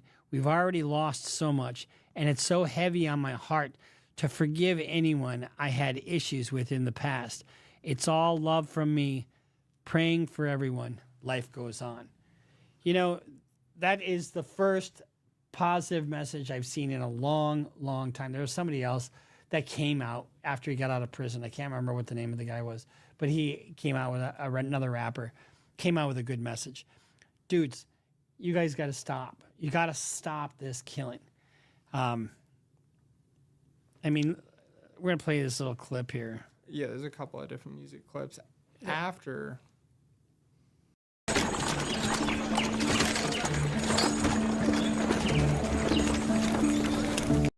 Bitch, I'm a D-boy, do it for T-Roy. I'm on you forever, that just wrote the V-Roy. I'm with the killers forever, the treasure just in me, the Grammys can't. Killers in the trenches, the Grammys ain't going to change me for nothing. But you know what will? Federal prison for the rest of your natural life. You're going to get life without parole. Oh, could you explain, like a murder for hire plot, if he's like a principal in that? So on a murder for, if it's a conspiracy case, basically. Yeah. And conspiracy to commit murder is basically an agreement between two or more people and an act in furtherance of the conspiracy. Purchasing of the airline tickets is an act in furtherance of the conspiracy, taking a substantial step, you know, getting people out there and then having them do what they did. Along with Lil Durk, got hauled into custody. And you think they're going to sit around and protect his ass? No, they're not. I guarantee you they're not. And not all of them, anyway. And it won't take long before somebody cracks on the FBG Duck stuff. Because if, in fact, Lil Durk was responsible in any way for aiding, advising, counseling, conspiring, or otherwise procuring the homicide of FBG Duck, he's on the hook for the whole thing. And it seems to match. Because remember, that was on the Gold Coast, and there were these young guys that were hired, and that case is still pending. And if you remember, in that case, all the guys in that case got life without parole. Yes, 6 O-Block street gang members convicted in 2020. Let's see. Verdict. Let me see what the sentencing was. This is the article right here. I just sent you. And that's okay. We don't need to go too far afield. Yeah. No, well, this isn't too far afield. Was that 2020? When the murder happened? No. No, this article is posted January 17th, 2024. But the 2020 was the shooting. Oh.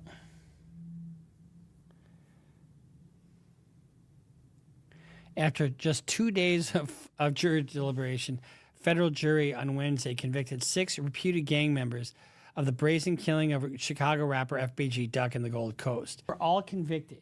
But here's the thing about federal court. They may not have cooperated then, but they could cooperate now and come back with what they call a Rule 35. And, but I don't know if that's going to happen or not. And I don't know that Lil Durk was part of that or not. Seems like he was, because he certainly talks about it in his rap songs. Like, he certainly isn't displeased by the fact that happened. And these groups that are fucking with each other, you've got the King Von crowd, you got the Quando Rondo crowd, the FBG Duck, the Lil Durk. You got these factions that are just shooting each other. The Fulio, the Young and Ace. Why? I mean, grow up. I hate to say it that plainly, but grow the fuck up. I mean, I had a case today, a juvenile homicide. These guys are just younger and younger and younger, carrying guns everywhere. If you're a parent and you find a gun in your kid's room, you better be awfully fucking scared. Awfully, awfully scared. Because the kid, number one, is doing something really dangerous. And number two, if the kid feels like he has to protect himself, then there's more going on than you know about. So, I mean, LPGX's mother is now suing Lil Durk, after these other proceedings had concluded. So it's just a mess. If you are a young man, 15, 16, 17, your hands should not touch a gun unless you're with your father at a gun range or at a skeet shooting range or hunting. You shouldn't be having a gun out on the street. First of all, it's illegal if you're under 18 to possess a firearm. I don't know if you know that or not. Second of all, it's just so fucking dangerous. The best defense is a good offense. Stay away from trouble. Period. Build your future, build your life, build everything. In fact, I want to read something to you, an email I got today. And so when I talk to you about building and being there for people, I got a message today from somebody by the name of Aaron. And this has just touched my heart. This is where your heads should be at. I'm sorry, no legal issue. I am just trying to show my gratitude. I want to be sure Bruce Rivers is able to see this. I am 44-year-old mother of 4, continuing my education because of him and his YouTube channel with his son, Michael. I am not sure the best way to express my appreciation. I am an older mother of 4. My husband is a great provider, but he works so hard as a disabled man who refuses to be labeled disabled, partially paralyzed, As we get older, we are realizing physically it is my turn. Bruce inspired me to start building. School always seemed so overwhelming, but somehow he expressed it in a way to make it feel attainable. Since then, I received my associates and am on my path to obtain my bachelor's. Because of his inspiration, I'm on a path to provide for 4 kids in case my sweet husband's paralysis completely removes him from the workforce. Thank you, Bruce. So let me tell you something about Aaron. That's strength. You know, I got into law school fucking barely. My grades were shit. I didn't have a good work ethic. You know, if I didn't really like the subject matter, I didn't really try that hard. And but once I got into law school, I really liked it. If you are sitting there thinking, oh, I'm in the city, I don't have a dad, I don't have, you know, a good upbringing, I'm not very smart, you know, bullshit. You know, I saw an interview with Morgan Freeman. They say, oh, there you go with a pull yourself up by the bootstraps thing, and, you know, you're just being respectable. Not everybody can do that. Well, everybody can. Everybody doesn't. Courage is the key to life itself. There are a lot of people who are born in situations where they say, well, I'll never get out of this. So they won't. I say to people who say, well, I would like to have done so and so and so. So, well, you could have done it. So, well, I couldn't get out of here. Man, the bus runs every day. You're exactly right. Yeah. It's Don Lemon on CNN. And he was saying, well, what about, you know, the people who just can't do this or just can't do that because of their upbringing or their circumstances? And you know what Morgan Freeman said? Bullshit. And that was absolutely right. Anybody can do anything that they want to do. Now, does that mean I can be president if I want to? No, I've got too many skeletons in my closet. You guys point that out every fucking day. But does it mean you can be successful? It absolutely means you can be successful. You don't have to be a banger. You don't have to carry a gun. You can avoid situations. You can do this. You can do that. And if you're young and, you know, and you're in a tough situation, find a way. Find a mentor. Find an adult male. If you're a young black male, find an older black male who's successful. And it can even be somebody that's been to prison that says, don't follow my fucking path. You know, do whatever you got to do to be the man you are meant to be. Because there's no other way. Do you want to go to jail? You want to go home. You want to go to the morgue? You want to go home. You want to have a nice car? You have a nice boat? Do you want to have the trappings of a good life? You want to have a good woman? You want to have the people around you respect you for you and not for your banging ways? That's where it's at. These guys doing this shit, this shootings, I mean, it is just so ridiculous. I call on every one of you rappers to get peaceful. To get peaceful. And that's you, Drake. That's you, Kendrick Lamar. You know, that's you, Lil Durk, although your fate is now sealed, I think. The feds don't charge you unless they can convict you. They get like a 96% conviction rate. Anybody out there, listen to me.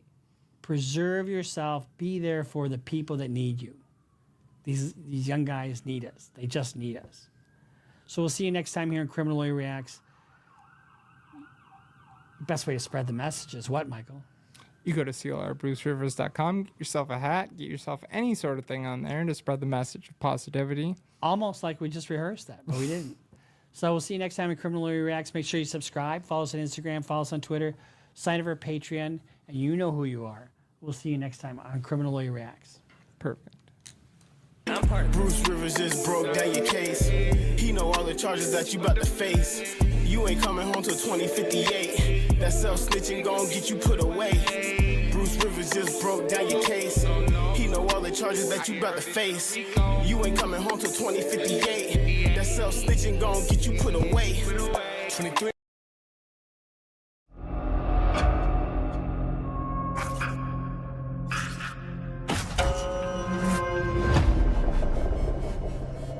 I'm telling you, you know, the people who wind up like Mr. Williams are few and far in between. Get your education. What do I tell you guys? What do I tell every one of you guys? Build your education, build your financial future, build your relationships with your woman, with your family, with your mom, with your brother, with your sister, and build those relationships. You got people dragging you down. You have to look over your shoulder because you just did something that the police are going to come.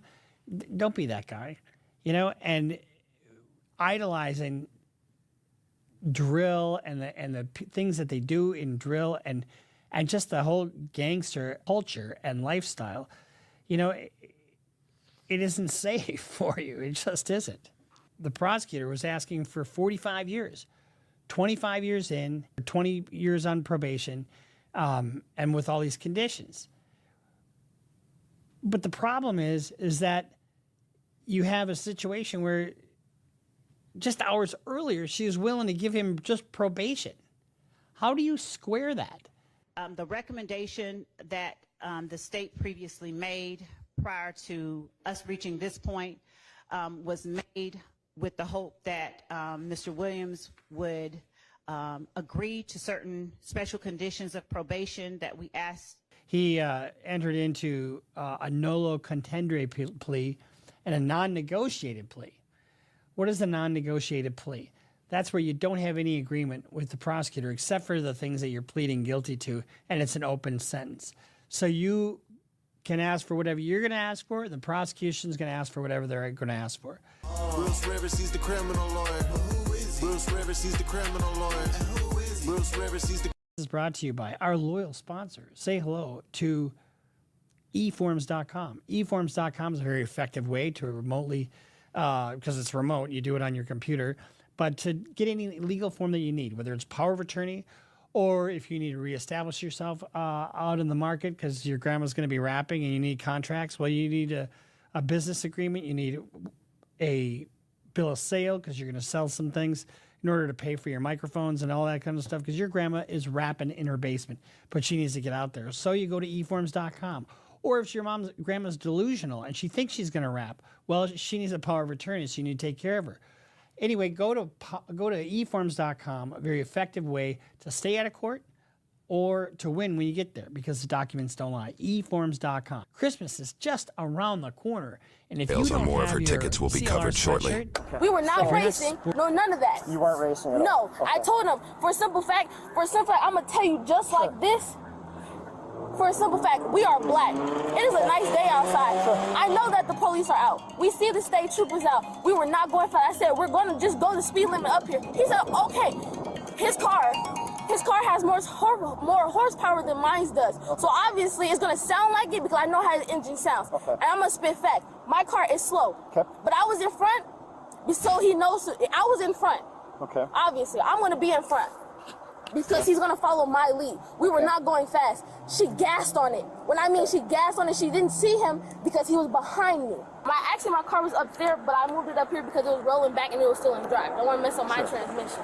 She gassed on it to try to beat him. Okay, so I appreciate you telling me all that type of stuff. So, like I said, our process is this, okay? Please don't do that. So, I'm already black and it already looks bad it enough. has nothing to do with race, man. We have 2 people that are dead right now caused by an accident. Because she gassed on it. Okay. That has nothing to do with me and my brother. Okay, we were not speeding. Okay. What do you not understand? You know what the speed limit is out here? Yes, it's 55. We were going 60. Okay. It's not my problem that she wanted to be a dumb bitch and try to beat us. That's not my problem. Okay. You placing me under arrest for something that we did not do. We have digital dashes, bro. We're gonna get all that. We have digital dashes. So therefore, we were going 60. So you don't have to yell at me. I have to because you don't understand. Okay, so here's what is gonna happen. No, I'm not. Okay. You're not placing me under arrest or anything. Okay, sorry.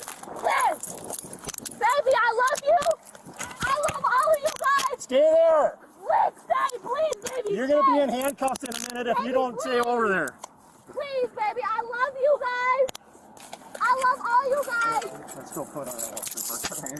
I love you, Mom. Yep. Yeah, and yes, they did use force, and I was not resisting. So, miss, what we'll do is we'll take a statement from you and everything you said. Can you take me out of these, please? When we get back to our station, okay? Love you guys. Can you, Jay, you want to pat her down quick? I don't have anything. I know, I gotta make sure. They let in my ass, I I ain't even got no drawers on. Just listen. I ain't even got no drawers on. Okay. While both Leon and Camille were arrested that day, they were both released shortly after pending charges. However, prosecutors did charge and arrested the driver of the white vehicle that made contact in the crash, Leon Bond III, who faced charges 6 months later. The in-depth coverage you've seen so far has been made possible because of the support of our sponsors like Morgan & Morgan. We've brought you mind-boggling video of crashes like these for years. But what happens to the victims? Apart from sometimes serious injuries, they can face months of paperwork, arm while attempting to prevent the fight. This case was ultimately denied by the court due to other surveillance probation. His sentence for murdering Dalton and Taylor is considered served. His sister, who operated the other racing vehicle, Camille Dennis Bond, faced a slew of charges as an adult for her involvement, making her case information more readily available. Through court deliberations, Camille's defense team would not only argue that she was not at fault due to her not being in the vehicle that struck Taylor and Dalton.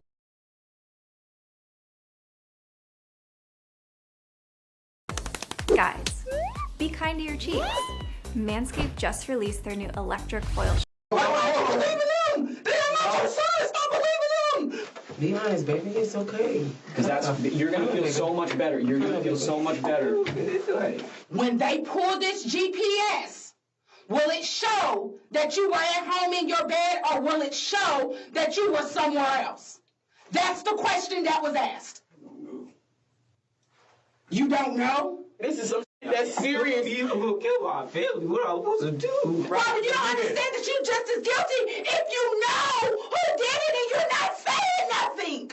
That's guilty by association. I don't know. Snitching on everybody. If I was gonna get charged, why did you make me snitch? I said I don't know. My life is ruined. When the bodies of 3 teenagers were discovered over a period of several days in the same neighborhood in Marion County, Florida, the police didn't know what to think. This would set the tone for the rest of the case, as the emerging suspects all seemed intent on blaming each other. The identity of the alleged perpetrator, along with the motive for the heartless murders, turned out to be more alarming than anyone wanted to believe. The police first learned that something was terribly wrong just before midnight on March 30th, 2023, when they received this 911 call. There's a girl laying in front of my road and she's dying. Okay, is she awake? She's dying. I don't know. She's bleeding out of her head. She's gargling on her blood. You need to turn her on her side so she doesn't choke, okay? It doesn't matter what side? Like on what side? No, just turn her on her side so she doesn't choke on the blood, okay? Oh, my God. Is she awake? No. Okay, is she breathing? She's breathing. Oh. Do you know how far they are? I don't have an ETA, but they are on the way, okay? Deputies from the Marion County Sheriff's Department arrived moments before the ambulance. While paramedics rushed to try to save the victim, the deputies tried to get a grasp on the chaotic scene. Within 5 minutes of the ambulance arriving, the victim was on her way to the nearest hospital. The Sheriff's Department was left to pick apart the seemingly inexplicable scene. She's not responsive? No, not responsive. No, there's no ID, no nothing. Young girl, older girl? Younger girl. The shoe's right there, and that's been moved. She was right there, right? Yeah. And there's blood everywhere. I was not expecting that. No. Well, I thought it was going to be BS, honestly. Yeah, I immediately thought she had got, hit by a car. And I seen the big... But I've never seen an exit wound in a head. Yeah. So I wasn't aware. Oh, yeah. She's laying down. It's all pulled out. I mean, it was... And she was still breathing? Rapid breathing. Yeah. But I don't know. Medic said she ain't gonna make it. Yeah, more than likely. I mean, if she did, that's wild. When police made contact with the 911 caller, they learned that he was just as confused about the situation as the deputies. He only became aware that something was amiss when he got a call from his neighbor across the street. You didn't hear nothing at all? She told me it sounded like someone crashed into my dumpster, and then there was 2 shots. The neighbor in question made her way over to talk to the deputies directly. Unfortunately, what she said only served to make the situation even more mysterious. So, around what time did you hear? You said it sounded like a gun? Yeah, it wasn't a loud gunshot. I would say about 20, 30 minutes ago. It wasn't a loud gunshot, but I heard about 4 or 5, and I kind of blew it off casually, and then I just looked out of my window because I did think it was strange with it, how late it was, and I saw the car run into the dumpster. And once I seen the car run into the dumpster, I stepped out my door, and I seen a man run out of the car towards down the road towards my yard, and I yelled at him, "What the fuck were you doing?" And then I seen him run back towards the car, take a minute, and I was calling him because it was his dumpster, and I seen him skirt off into the neighborhood. Did you see if anybody was in? Was it only one? Was there I several only only seen one person running, and it was a male. It had a male figure, had a hat on. I want to say he was like 5 foot, maybe, but it was only one dude running down the road. This once again tracked with the evidence as police found several sets of footprints at the scene. Did you hear the crash first, or did you hear what sounded like I heard the gunshots first. Where did you? The deputies closed down the main entrances and exits to the Forest Lakes Park neighborhood, hoping to catch the alleged shooter as he attempted to flee. Unfortunately, the area was heavily wooded, with plenty of places to hide and lots of back roads. This made for a difficult search for police and an easy getaway for the alleged perpetrator. Meanwhile, the hospital where the victim was being treated was able to provide some help in that regard. They identified the girl as 16-year-old Layla Silvernail. Her grandparents, who were her legal guardians, were understandably distraught. Detectives first made contact with her grandfather, Kenneth. Layla was found, she was apparently with a gunshot wound, and she was taken to the hospital. So that's part of the reason why we came here, was to let you know about her status, but we also wanted to know any information that you had about who she was with yesterday, who she hanged out with. What's she in the hospital for? She had a was gunshot shot. wound. Huh? She was shot. You're kidding. No, that's what I told you when This is what I've been trying to tell her. You're hanging around with a crew. Kenneth hurried to the back of the house to get his wife, Lisa. Shot! What? Layla's grandmother only seemed to become more distressed when the detectives tried to ask her questions. Lisa, come here. Lisa, have a seat right here. Is my granddaughter okay? Will she be okay? She's going to be at the hospital. I don't know anything. That's why I said talk to you. I'm the victim advocate, okay? I'm here for you. Have a seat for us. We need some information so we can find out who did this, okay? I'd like to know too. We will go and I will shoot their asses. Oh no! Listen now. Where was she shot at? Does anybody know anything? She was shot in the head. Listen, that's all we have right now, okay? This can't be happening. This can't be happening. Come on, we got. The situation was actually more horrifying than Lisa knew. How I binge hours on Twitch without a single ad. Meet Pi, the ad blocker that actually works on Twitch, aka... Early on March 31st, the morning after the shooting, the police stumbled upon the last thing they were expecting. Just blocks away from the crime scene where Layla was found, police discovered a second victim, also suffering from a gunshot wound. There was little doubt that the two cases were connected, which made the search for the shooter all the more urgent. Back with Layla's grandparents, the detectives desperately tried to find out who might have been with Layla that night. Since they'd already found two victims, they had to wonder if more of her friends were hurt, or in danger too. Lisa, look at me. Who was she with yesterday? She came here with, and I'm gonna tell you everything, because I don't like the people she hangs around with anyway. Okay, that's what we need. That's what we need. Lisa said Layla was almost always with her boyfriend, 17-year-old Michael Hodo. She also directed the police to Layla's best friend, who might have more information about her activities the day before the shooting. Another name came up too, and it was one police were already familiar with. And then that runaway girl, Camille. Okay. She was with her too yesterday.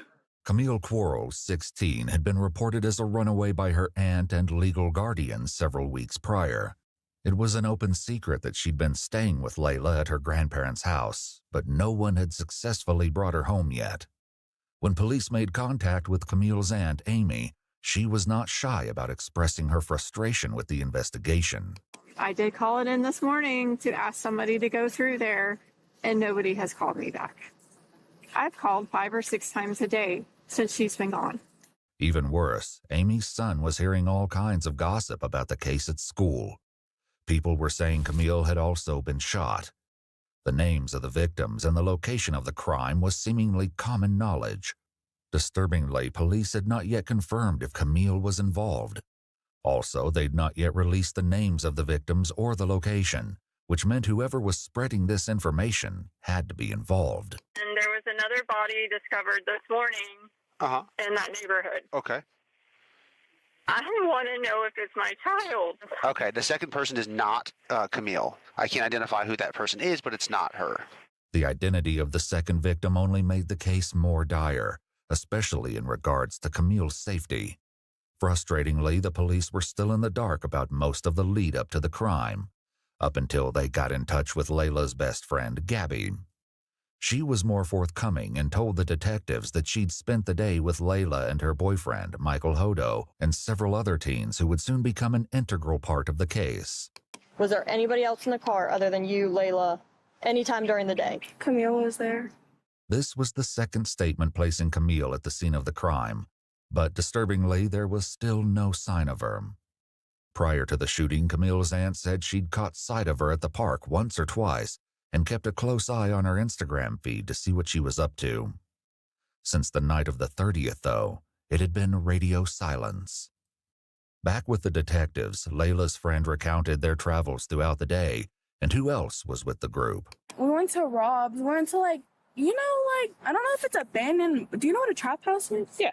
Okay, so apparently, this kid.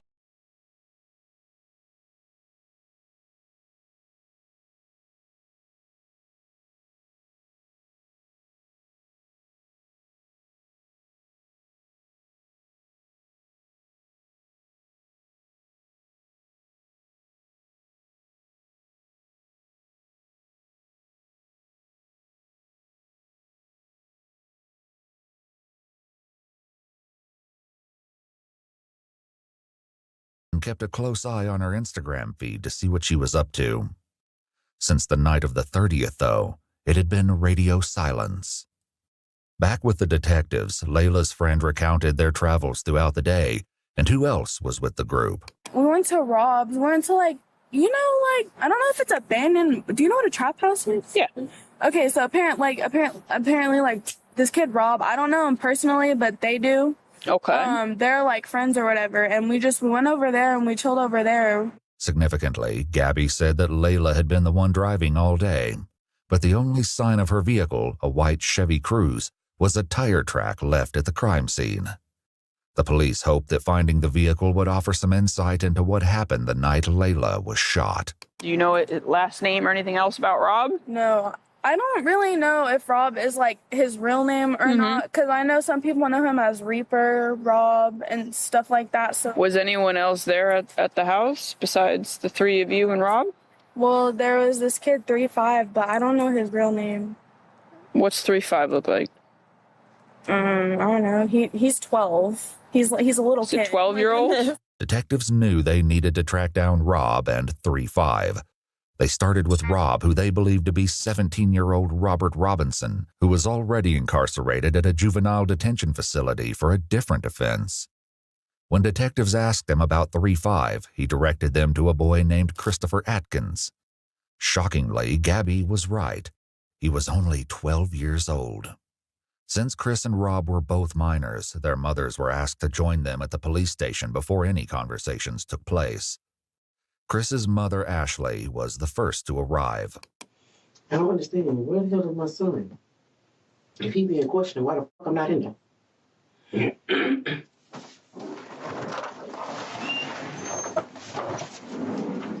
What state is that on? Where's my son? He's in the other room right here. They're talking to him? Not yet. No, they're all getting their stuff together. It seemed she wasn't convinced they weren't already questioning him, because Ashley did her best to hear what was going on in the other room.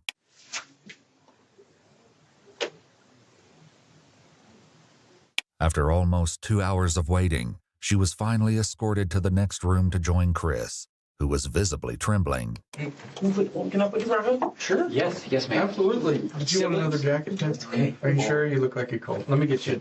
You say you have 4 siblings? Okay. You guys get along okay in the house? What if you drowned when you were on land instead of underwater in World of Warcraft? So Ascension WoW has a hardcore trial. The detectives set about gradually breaking the ice with Chris, all the time appearing hyper-aware that he was only 12 years old. After taking all necessary precautions, like making both Chris and his mother aware of their rights, and establishing on record that Chris knew the difference between right and wrong, they finally got to the issue at hand.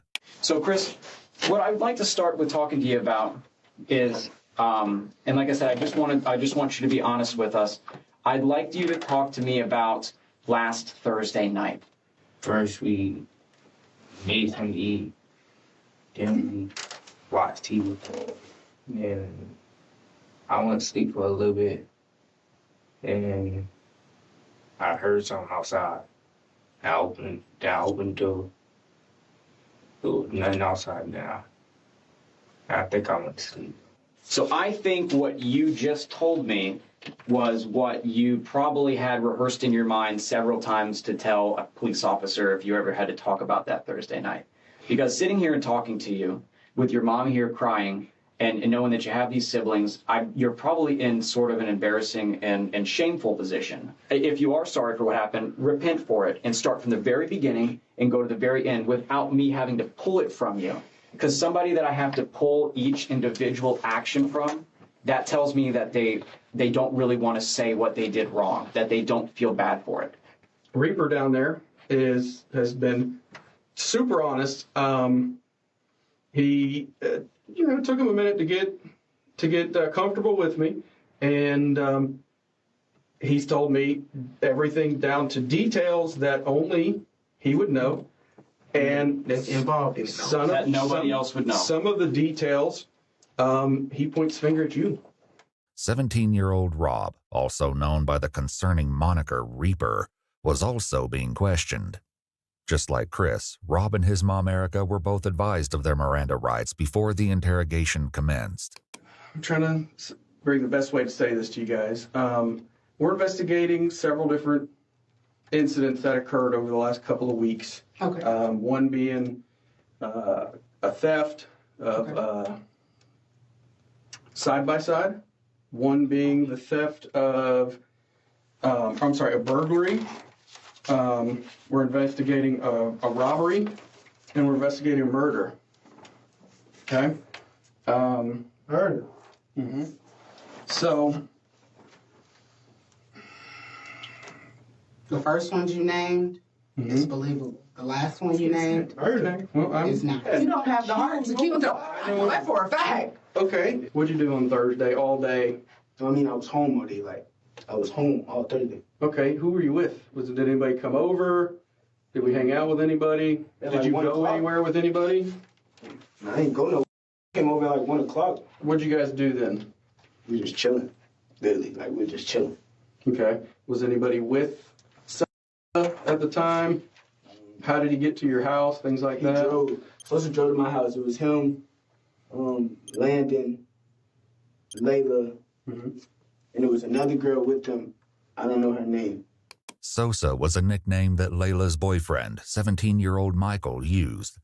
Michael's father had last seen him about 6:30 last night, around the same time Gabby said she parted ways with the group.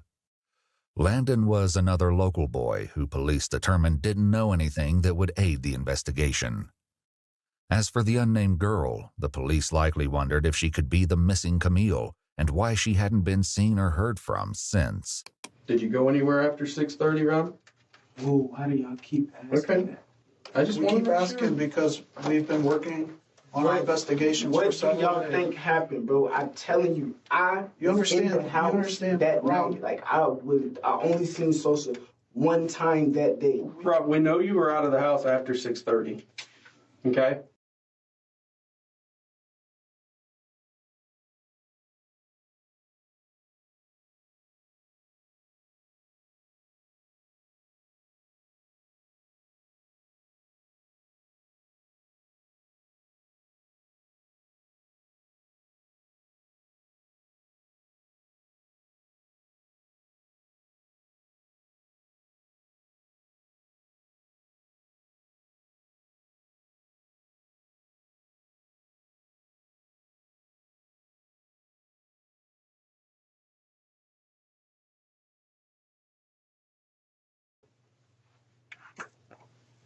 We know you were with around 7:00 p.m.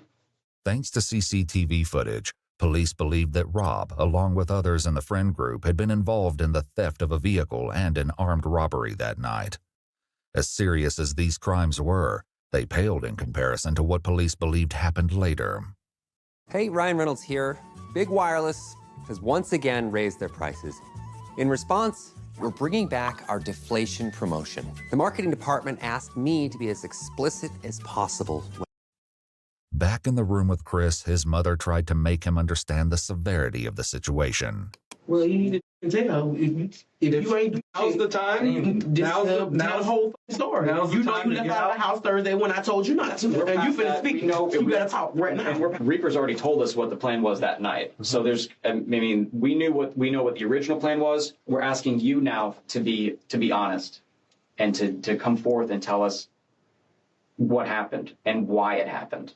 He knocked on the window. When you say he, I never want to guess. Who's he? Reaper, a.k.a. Rob, took a lot of convincing before he opened up. Rob, right now you're protecting KTM and your buddies. You need to think about protecting yourself. The disturbing meaning behind KTM will be revealed in due time. For now, the fact that the police knew about the mysterious phrase was enough to get Rob talking, albeit reluctantly. Was that the else? When you saw, when you were with, who was with y'all? It was me. 3-5. Mm-hmm.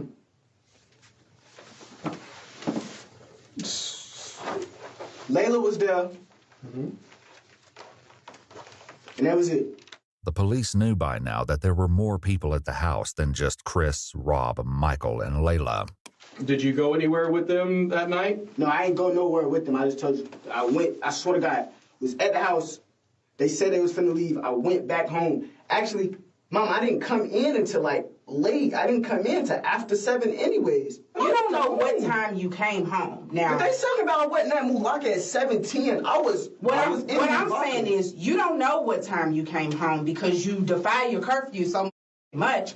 You don't know what time you came in. It might have been 8 o'clock. It might have been 7:30. It might have, you know what I'm saying? So you don't know. What I'm saying is, if you know something that they're trying to get out of you, I don't give a who your friends are, who you trying to protect. I gotta get to work, and I'm sick of dealing with this jail. Cause you choose to have friends. You need to be honest. Unfortunately for Rob, the police already knew that he was still holding back the dark details of what he got up to that night. What about his cell phone? Do you own that phone? Yeah, I own that phone. So okay. Do you all want permission to check the location? That would be phone? great. Yeah. No. That would be great. What do you mean no? Oh, they can check my phone. They might find they're not looking. They're not looking in your phone for anything else. So you're certain that your phone GPS will keep you at your house that night? Are you? Are you? So we gon' no. I can just tell you, I really don't know nothing about no murder. That is the truth. I don't know nothing about no murder, and I was not there with no murder. That's not what they asked, though. That's not what they asked. What they asked was, when they pull this GPS, will it show that you were at home in your bed, or will it show that you were somewhere else? That's the question that was asked. You don't know? I don't know what y'all want me to do. Like, I'm telling you stuff. They want you to tell them lying, and I'm telling them the truth. And you're sitting there going with them. Why don't you believe in them? They are not your son. Stop believing them. Oh, no, I was not there. Like, I didn't say I was not there. I didn't say you were there. Wait, first and foremost. I'm sitting there just going with everything you're saying. No, first and foremost, you lie so much, I don't know what to believe would come down your mouth.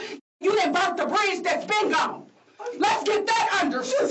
Like, I was like, but what I'm saying is, you saw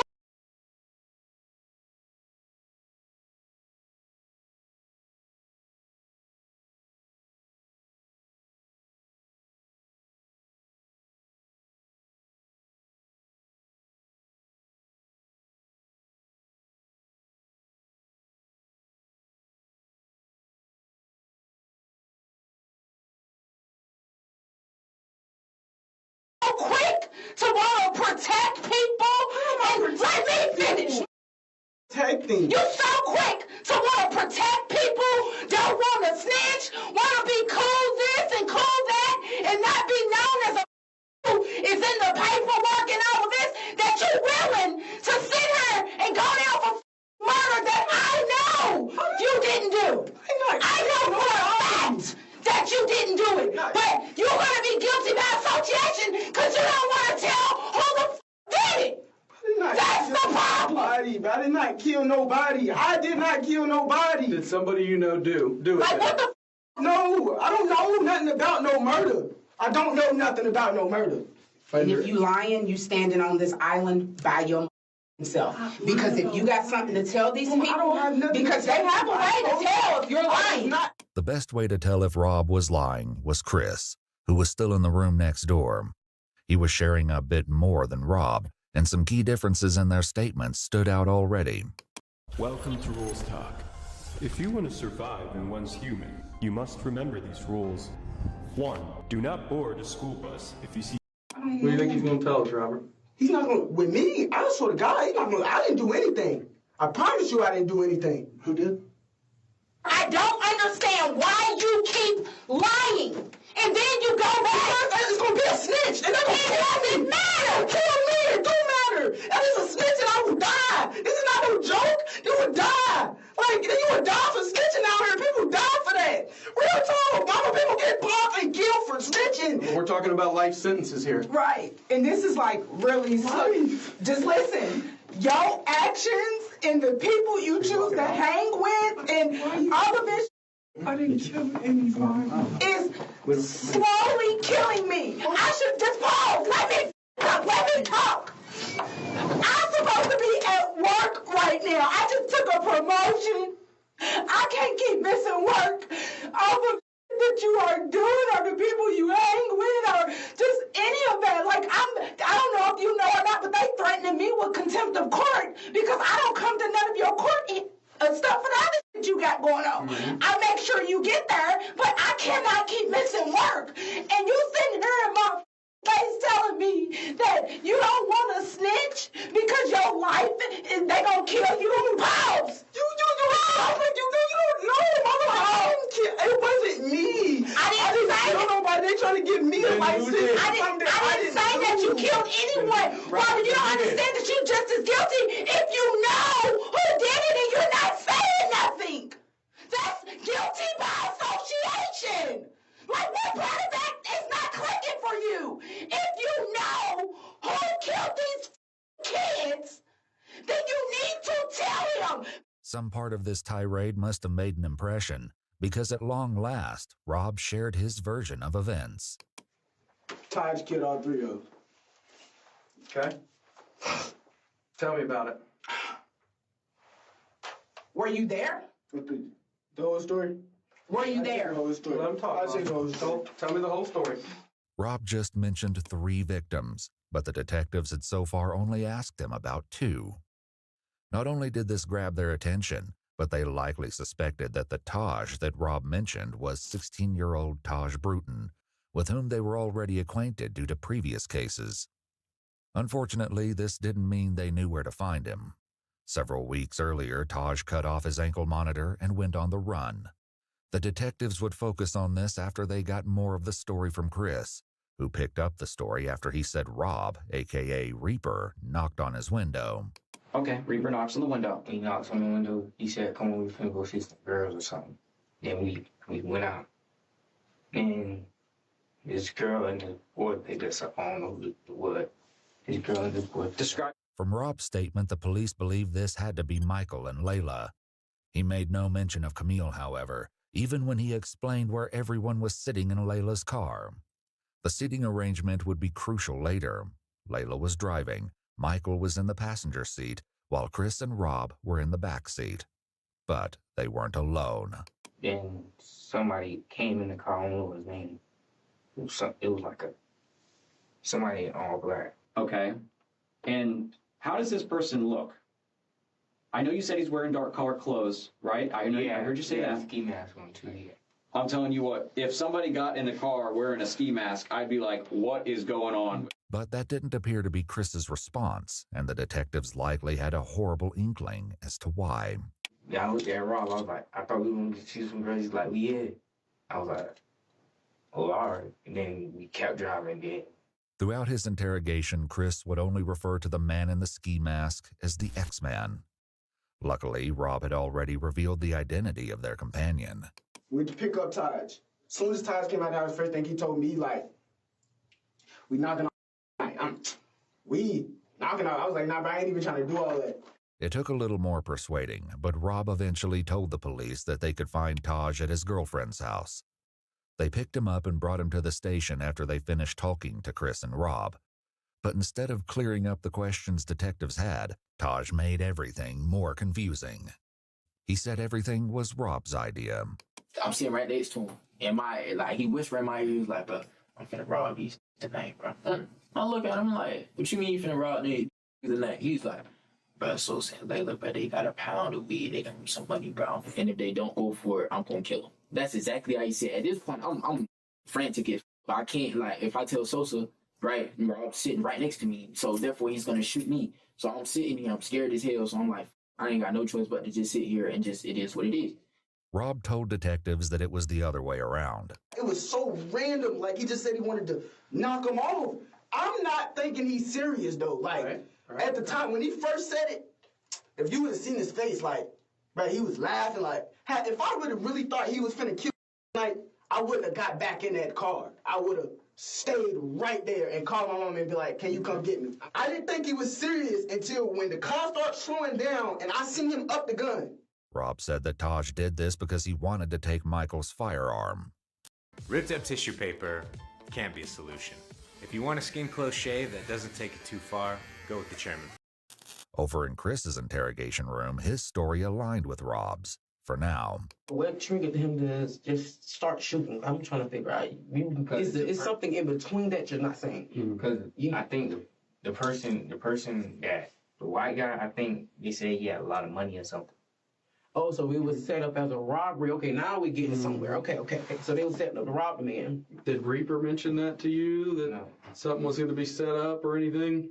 He didn't even know. Like, all I heard was pound, and like, I thought somebody was shooting at us, so I hopped out the car and ran. I'm looking. Boom! Boom! Once again, Taj's version was a little different. 3-5 shot at Sosa. Boom. Layla got shot by Rob because that was diagonal. It was crazy as fuck. Just like that. It took 2 shots. It wasn't no more than that. It took 2 shots to kill both of them. The police knew at least part of this was true. Who shot who was yet to be determined. But tragically, they'd confirmed the second victim as Layla's boyfriend, Michael Hodo. He was in the grass by the side of the road, just blocks away from Layla. He was deceased when police found him. Michael's father had a heartbreaking reaction when he found out that his son would not be coming home. My son's dead, isn't he? I'm sorry to be the one to tell you. No! Oh my God! No! Can they come back out here and help? We have to talk. We have to find this out. Who's to find this? This is to go find out who did this to Sam. I'll find him when I kill him and kill him! Oh my God!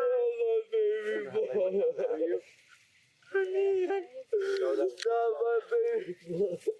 While Michael's family reeled from the devastating news, Chris continued with his upsetting story about Michael's final moments. And you said he shot this white guy first? Yeah, the white guy was like sitting like this, and like. Where'd he shoot him at? Like right here. And the gun was pressed up against his head? Is that what you're? I think it was like. Okay. And then, what about the white girl that's driving? Tell me about that. He turned the gun and shot her. Where'd he shoot her at? I don't know. Rob agreed, which would soon become increasingly rare. Where did he shoot Layla? No, I think it was headshots. On the other hand, Taj put the blame back on his 2 companions.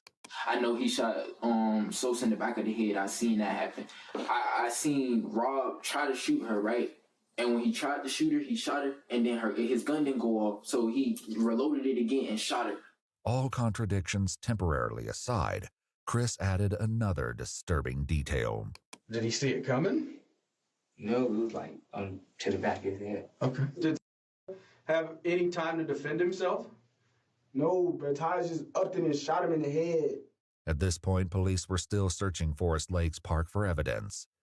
Now that they knew the shooting had occurred in Layla's car, it was more important than ever to find the vehicle. Most of all, though, they were looking for any sign of Camille. They hoped to find her alive, but the police were likely aware that, like Layla, she could be seriously injured and in need of medical attention. If that was the case, every passing moment decreased her chance of survival. For the time being, though, her family was left in an exhausting state of limbo. The situation was made infinitely worse by rumors that Camille had been caught up in the shooting. Frustratingly, the police still had no concrete answers for her family. They had to hope that Chris, Rob, and Taj would ultimately provide an explanation. They got even closer when Chris continued with more of the story, but once again, the details started to get shaky. Was the car driving whenever they got shot? No, it was just like, it stopped, and then like it kept going. Like when I hopped out the car, it kept going. Where did the car keep going when it kept going? Like to a dumpster. Did you get back in the car? Yeah, I got back. I mean, did you want to get back in the car, or did you not? No, you didn't want to. Okay, what made you get back in that car? Explain to me that. Because he had a gun, I thought he was going to get to shoot at me. Because if I was just with him and if I was just with him, he just killed somebody, and he probably would kill me too because he think I was going to snitch. On the contrary, Rob said that he was the one who jumped out of the car. When he shot Layla, I got out the car because the blood started dripping. I ain't wanted to get on me. Taj claimed the same thing. I get out of the car, they still shooting because it was like 4 to 6 shots. I don't know exactly how many shots it was, but it was a couple shots, bro. So at this point, we hear this lady. This lady is over there like, I'm running. I'm trying to hide in the forest. I don't know what the fuck I'm finna do. I'm trying to call spring everything. So this lady, hey, what's going on over there? He sees me, or I guess he ran back over there. Rob run over him. He was like, hey, this, that, and the third. So I'm like, I'm just do what he tell me to do. I just want to go home. So the only thing that this established was that at least one of the boys had gotten out of the car. But this wasn't news, as the woman who saw the car hit the dumpster also told police that she saw a male figure running around shortly after she heard gunshots and saw the crash. The detectives decided not to challenge the boys on this front for now, and pushed for the truth on more important matters instead. They started with Rob. What happened to Layla? Where did they... I don't know. Taj threw Layla out the car and hopped in the driver's seat and started driving. Rob said Taj repeated the process a short time later. Taj pulled body out the car, patted him down at the cannon. He grabbed the cannon, got back in the driver's seat, and he drove off. Was that next to Layla where she was pulled out? No, it was in a different spot. This made sense to police because the second crime scene, where Michael's body was found, didn't have much blood. There were, however, what appeared to be drag marks leading from the road towards the brush where the body lay. Did you help take... I ain't touch nobody. I ain't touch a body. I ain't touch nothing. I swear to God, I ain't touch nothing. Once they was dead, I said, take me home, man. Take me home. Yet Taj said that wasn't how it happened. Whether you want to surf, swim, or dive, Shark Band's products are simple and effective. Utilize... Rob drives. He pulled Layla out of the car. That's why she got left by the dumpster. He starts driving. He's driving. We go around the corner. He goes over to Sosa. It's Sosa. Sosa had, I think, in his somewhere on him. So he pulled Sosa out of the car. He just dragged him over in some woods or some shit. And were you driving the car? No, I was not driving the car. Yeah. The detectives asked Chris similar questions. Did you pull her out of the car? What is Rob doing during all this? He was sitting in the back seat. What's he saying? Like he was like, oh, he was like, go. And what happened next? Yeah. And he drove all the way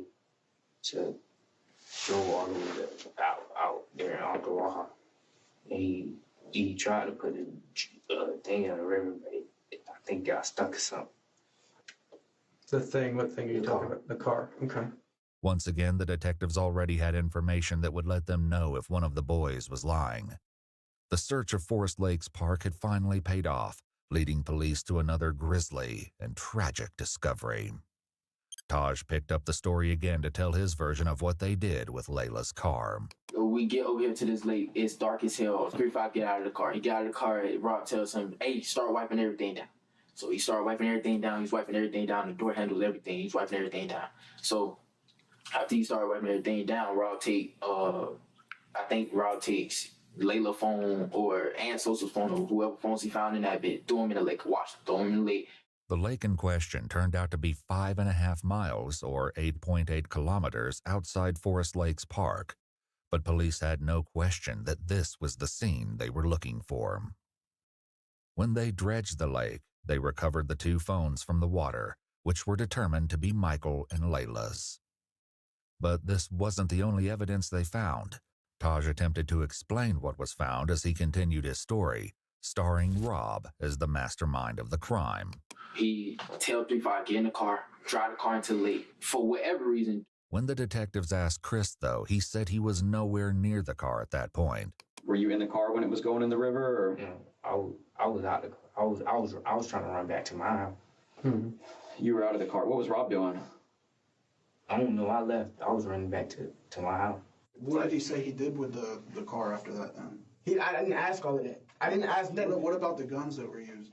I don't know where those at either. Oh, it's barely in the lake. Okay. Like when he drive, it might be the 2 front tires in the lake. It might be a little bit more of the hood, but the back of the car, all that is still out of the lake.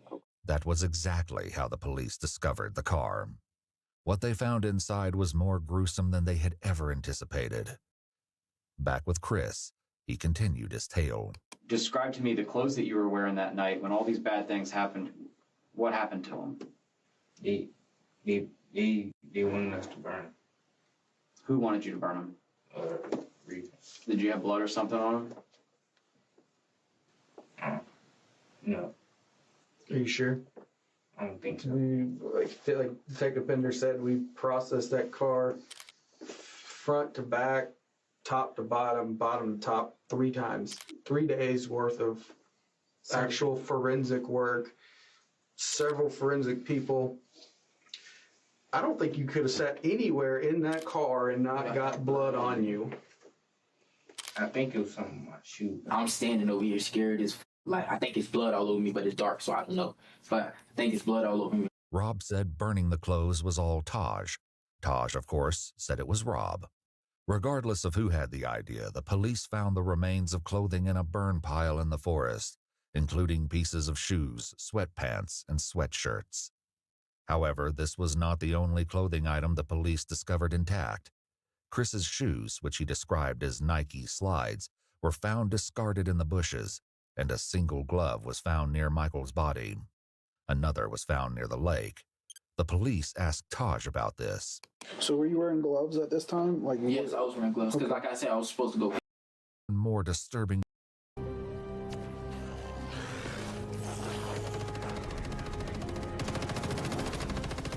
version of events. Predictably, he insisted he was not the shooter. The culprit he named was spine-chilling. Who folds the seat down? 3-5, because he was on the side, so he hops out of the car, right? He can get out of the car, flip the seat down, boom, hit her once. So he shot her once. Where did he shoot her? Oh, I don't know. I couldn't see exactly where he shot her at all. And then she's not dead yet, so Rob sees that and he shoots her to make sure she's dead. So Layla got 1 headshot, and then Camille got 2 because she wasn't dead yet. For once, Rob agreed with Taj, at least partially. Before his mom left the police station, he told this to the police. It was 3-5 that did that. 3-5 dropped the seat and shot the girl, and he shot her in the head. And then Taj was like, shoot the in the back, shoot the in the back. 3-5 dropped the back seat and he shot the girl. She was still alive. He's like, finish her. So he shot her again. 3-5, police knew, was Chris's street name. Still, something wasn't quite right. After getting this far, the police were not willing to accept anything short of the full truth. Now, Reaper, Rob, there's a lot of similarities that are overlapping here, but there's definitely a discrepancy that Rob told us about what happened to the person in the trunk. They're trying to make him the shooter, right? Yeah, that's what y'all leaving out. I mean, be honest. Be honest. We being all being honest here. Just be honest. Is he the shooter? That's what they're saying. That's all you gotta do. That's all you gotta do is just say that. I mean, stop going around it. I can tell you that he is not. You, Chris, are not being blamed for those people in the front seat. In the back seat is what the trunk is the one that we have some issues with the trunk. I'm gonna keep it real about. Tell us. Be honest, baby. It's okay. Because you're gonna feel so much better. You're gonna feel so much better. You're gonna feel so much better once you talk about what is. Tell me. Say it. Just say it. He said, everybody you do it, you gonna kill everybody I know. So tell us what you did. He said you gonna kill everybody I know. Yeah. Who made you do it? Who is it? Rob. Rob made you do it? Yeah. He said he gonna kill everybody you know. Well, who was the X-Man? I don't know who that is. Now, did you... Just calm down. Yet again, Rob said something different. Before his mom left the station, he had shared this information. Taj made him kill the person, or he was gonna kill 3-5. Is that what he said? He told He told 3-5, if you don't kill this girl, I'm gonna shoot you in your head. Let's go on here. He said that he was going to kill. He would kill everybody you know, and you did fire a gun. Tell me about what you did. I think I shot the girl. I don't know where it was, but and then he came up and shot her too. Okay. Who did? Rob. Okay. So when you shot her, what gun did you use when you shot her? The ex dude gave me the sky. If Chris used Taj's firearm, that would explain why they only found 2 weapons during the search warrant. This brought up another question, though, which the detectives had addressed with Rob and his mom. So that's my concern here, is that you said that Taj was pretty much orchestrated this and was concerned that 3-5 would snitch on him. So he made 3-5 do that. But you saying that he was completely fine with you not taking any part of that? Yes, with me, he just told me, if you snitch, I'm gonna kill you. With his mom there, Rob insisted that he was innocent. Now that she was gone, though, the police hoped he might be more forthcoming. I honestly don't think you're a cold-blooded killer. I know Taj, I've dealt with him, and I've dealt with you. And there's a reason I wanted to talk to you, because I don't think you're that dude. I don't think you're a cold-blooded killer. Taj, I don't know anything about 3-5. I've never met him. But I'm telling you that when the evidence says that you were there and that you shot someone, there is no explaining that. Evidence is going to tell you that I'm there, but all I can tell you is that I didn't shoot nobody. Did you shoot Layla? No. Because I got information that somebody that was in the car had a thing for Layla, and he couldn't do it. So somebody else did it. No. Okay? No, that's not true. Your brother's talking. Is there any reason why he would be telling people that you shot one of those people if you didn't do it? Police likely used this as a tactic to get Rob to talk and hopefully reveal the truth. Perhaps this was how Amy knew Camille was deceased before the detectives contacted her. In Chris's interrogation room, his mother struggled to come to terms with what he'd done. You shot somebody that's dead, boy. What the No, this is a homicide. This is 3 people dead. This is some shit that's serious. You gonna kill my family. What am I supposed to do? That's why I understand. That's what we were trying to tell you from the beginning. Chris, take a deep breath. Just calm Take a deep down. breath. Now listen to me. When you say that someone threatens your family and threatens you, I need to put it in the report. Take a deep breath. Please tell me what am I supposed to do? Chris's mom didn't have an answer to that. She asked one of the detectives if she could step out for a moment to compose herself. He know where I live, and he knows my whole family. He was gonna kill my whole Are you family. talking about Reaper, or are you talking about Stavo? Reaper. He was gonna kill my. Let's talk about X-Men real quick. I think you know who X is, and I think you're scared of him. Rightfully so. They both said they was gonna kill my family. Okay. They both said that? Did they ever point a gun at you or anything like that? Yeah. Who pointed a gun at you? The X-Man.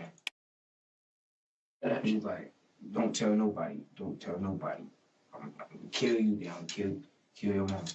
Rob also told the detectives that he and Chris were in serious danger at the time of the crime. Let me tell you something about Taj. Taj tell you he finna do something, and you decide not to do it with him, then I probably would have died with them. So were you afraid of Taj that night? Because if I did not do what Taj wanted me to do, I would have died that night with them. Taj is that bad a dude? Bro, Taj, on the other hand, claimed Rob always planned to let him take the blame. The iPhone 16 is here, and this is a mouse case.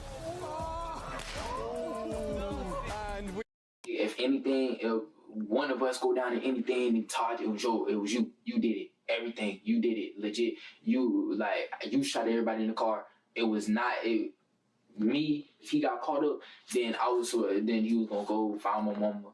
The whole night I did not have a gun. Rob continued with his story, claiming that he only participated out of fear. Did Taj tell you to put the gun to somebody? Taj told me he told me he gonna kill Sosa. He wanted me to shoot Layla, and then he wanted 3-5 to shoot the girl in the back.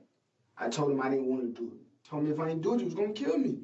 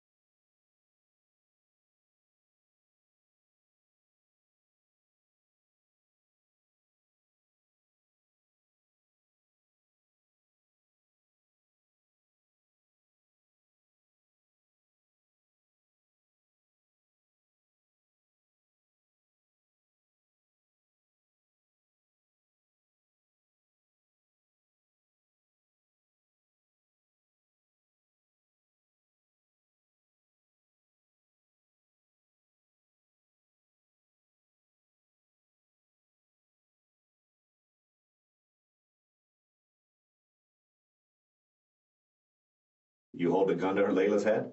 Yeah, but I tried to shoot it, but it clicked. I tried to shoot, but it clicked. Like, I didn't have it cocked back. I tried to shoot it, and it clicked twice, so then Stavo just did it itself. That's why. I think I got my gun.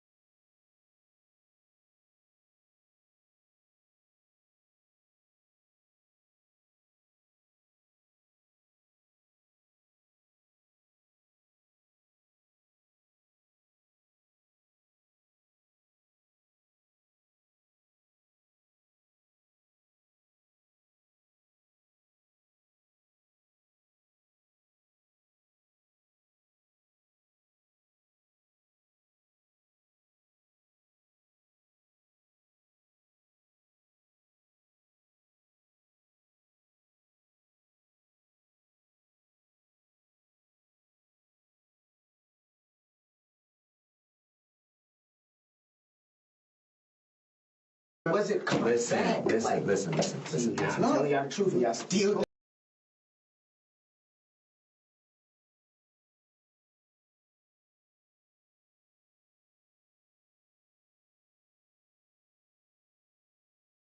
bottom line, like what I'm supposed to do, bro. Okay. So how long before he actually pointed the gun, he told you to shoot Layla? We was already in the car. Like he put it in his notes, showed me, and then deleted the note.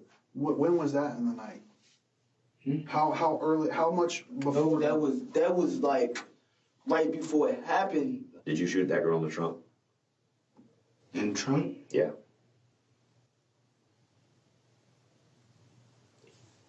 Like I said, I wasn't there. T5 shot that girl in the trunk. Still, the police suspected something was being left out.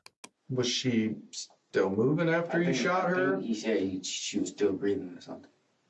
Who said that, X-Man or Rob?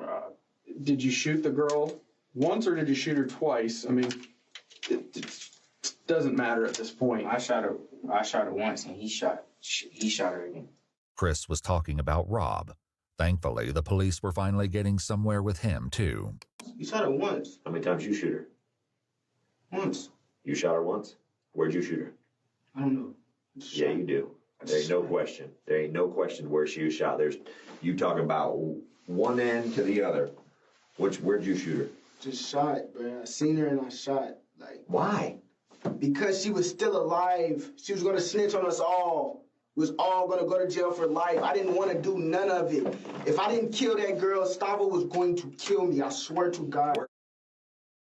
I'm looking at her in her eyes. She's dead. Finally, the truth came out. Ballistics reports comparing shell cases found at the scene to the firearms found in Chris's house indicated a match. Whether or not there was a third shooter remained to be seen.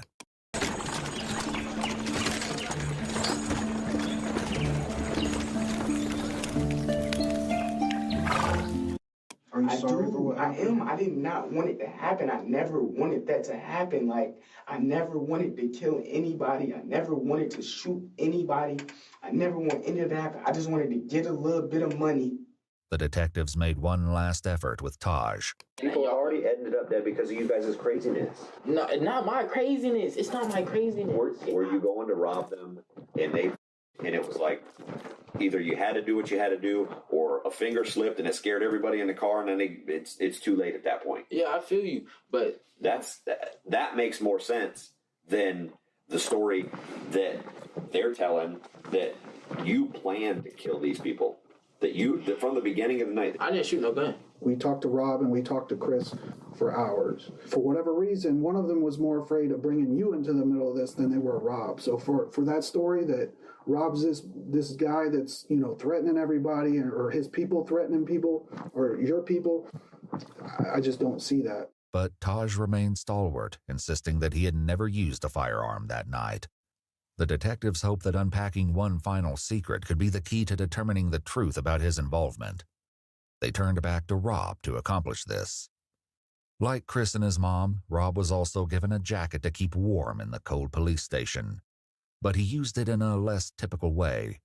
Even as he tried to get comfortable in the interrogation room, one of the detectives returned to unpack a final secret to try to pull the case together. The KTM, what exactly... What is it that you guys do? What is it? Like a gang? No.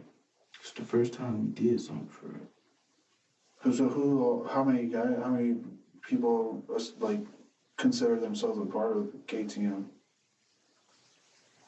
A few of us, me, Stavo, 3-5.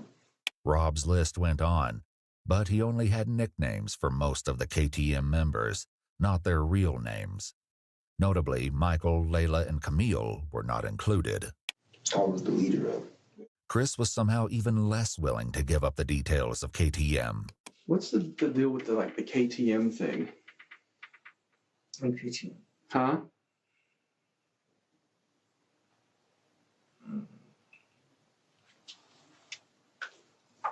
I know Reaper has the tattoo. What does it mean?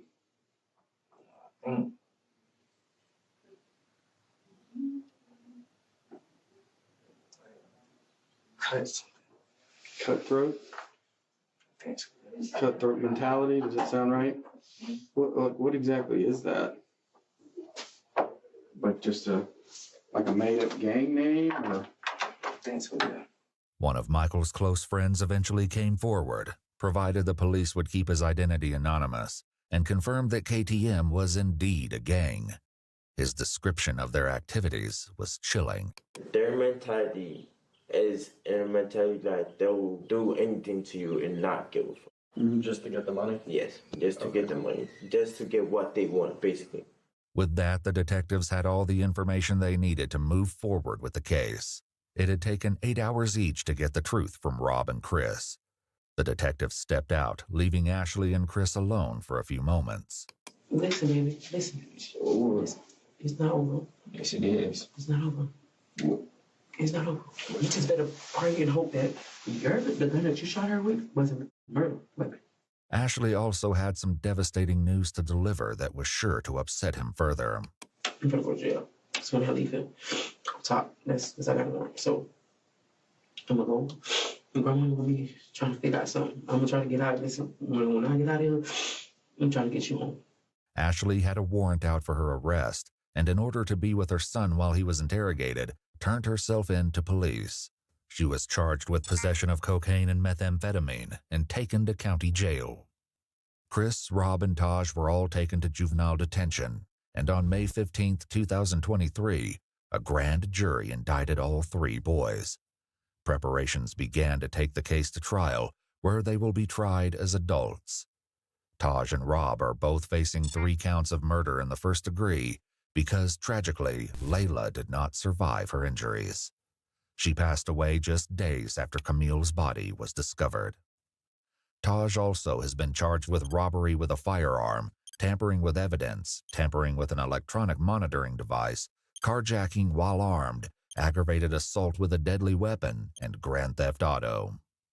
Rob had a similarly long list of charges in addition to 3 counts of murder, including armed burglary, grand theft of a firearm, petty theft, robbery with a firearm, and tampering with evidence. Chris, meanwhile, was only charged with 1 count of murder for Camille, whom he admitted to shooting while she was in the trunk. The other charges against him were dropped, including grand theft of a firearm and burglary. However, he's now facing an additional charge of battery after getting into a fight while incarcerated. Currently, all 3 boys have entered pleas of not guilty, but the trial is ongoing. What the court finds and how justice will be served for Layla, Michael, and Camille remains to be seen.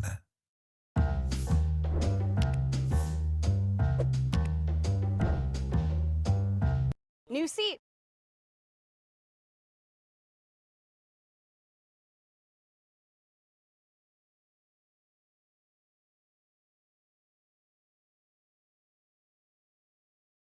On April 23, 2022, officers from the Milwaukee Police Department in Wisconsin.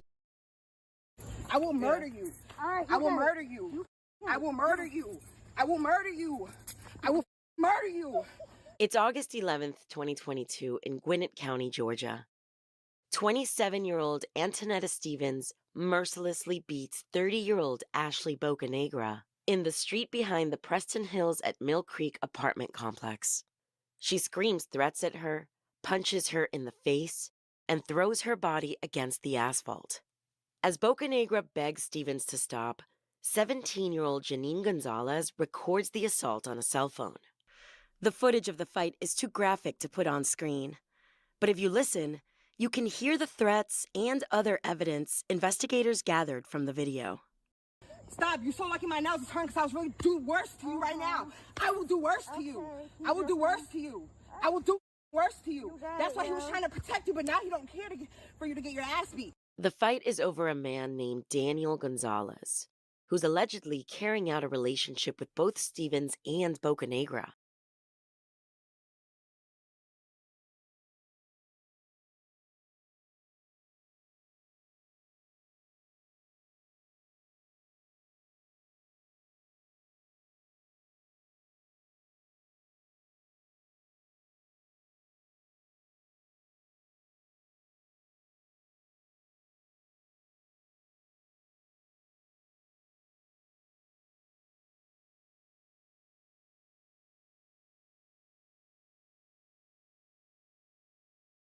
Janine Gonzalez, his younger sister, Manager.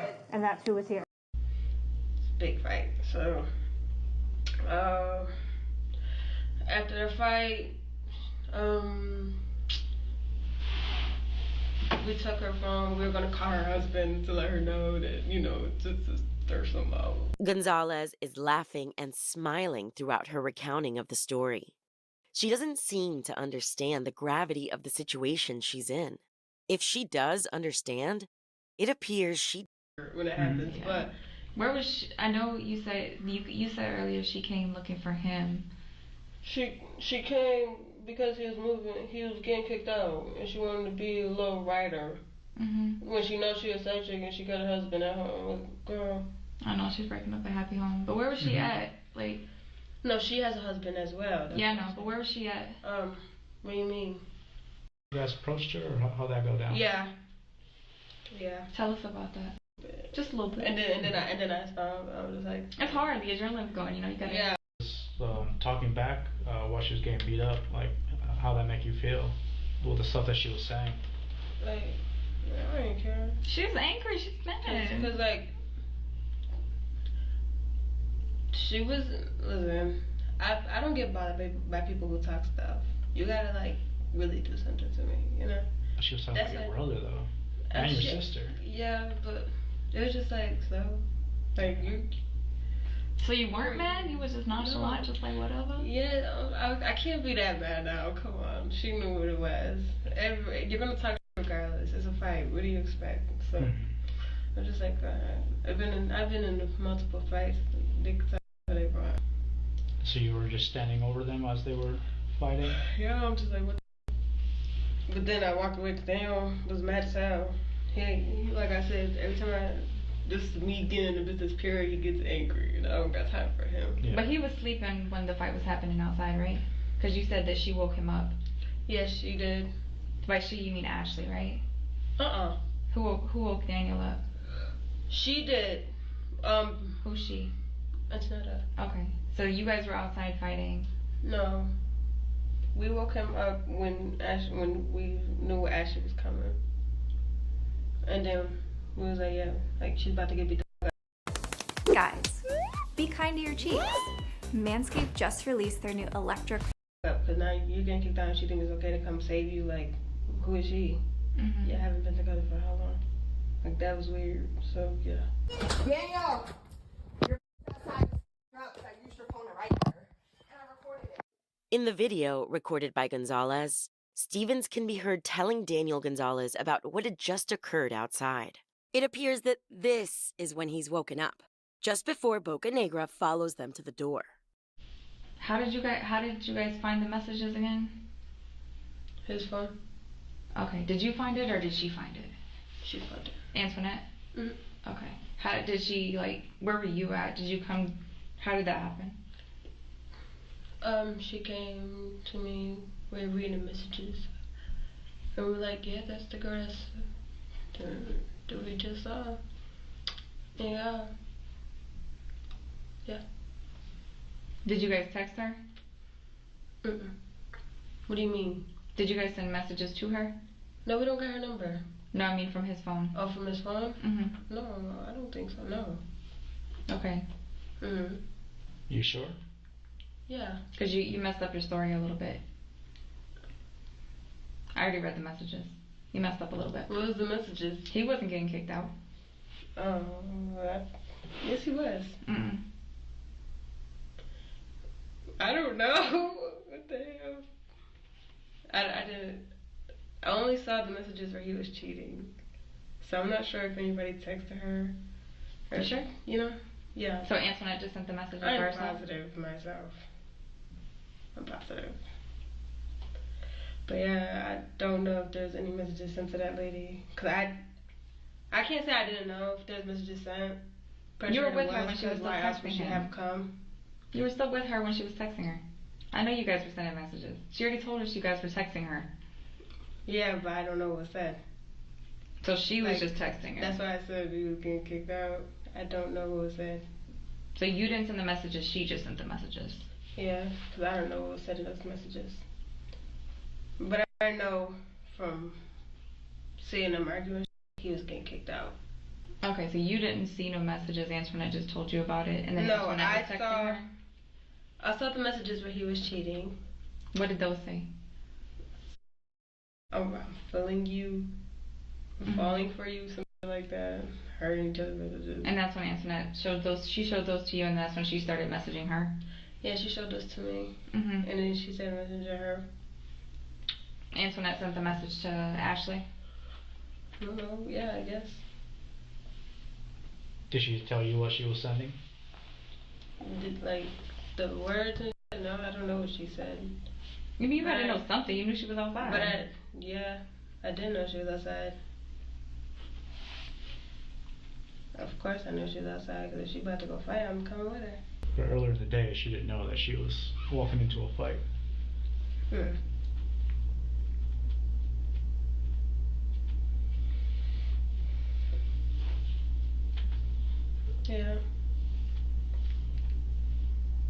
No, she's dead. I know, that's crazy. Do you know how she died? Like, From fighting. The injuries of her death. So they had to do an autopsy, but it was it was a result of her the injuries she sustained during the fight. Bocanegra's autopsy report shows that she sustained blunt force trauma to the head. She also suffered from hemorrhaging in the brain and the back. Her cause of death is listed as generalized trauma, which resulted in a rupture of the right adrenal gland, a gland that sits right above the kidney. Her manner of death? Homicide. It's crazy. How does it make you feel?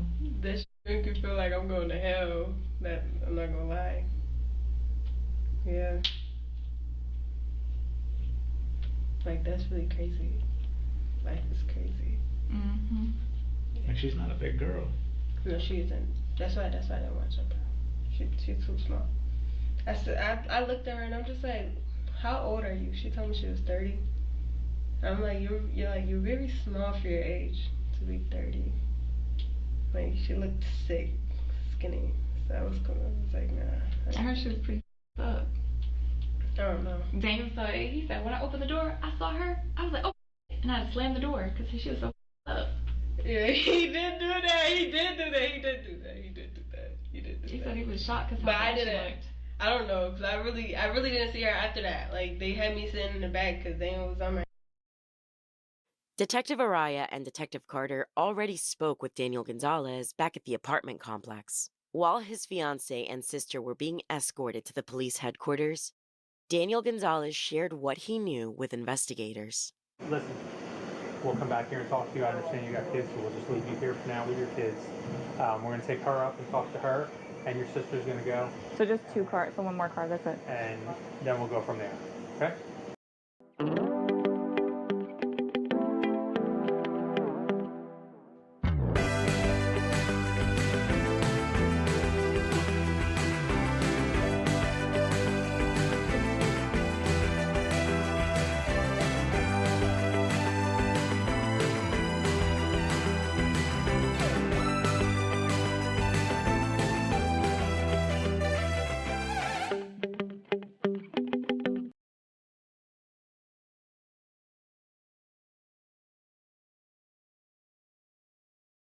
I chose Wix for my business because of its massive scope for functionality and freedom of creation.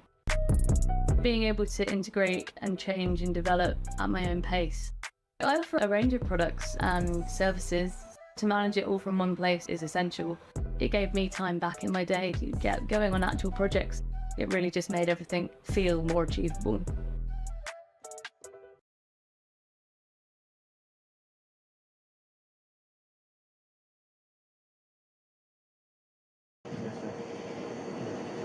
How long have you lived here? About like a year. About a year? Yeah. Do you know Ashley? Yes, sir.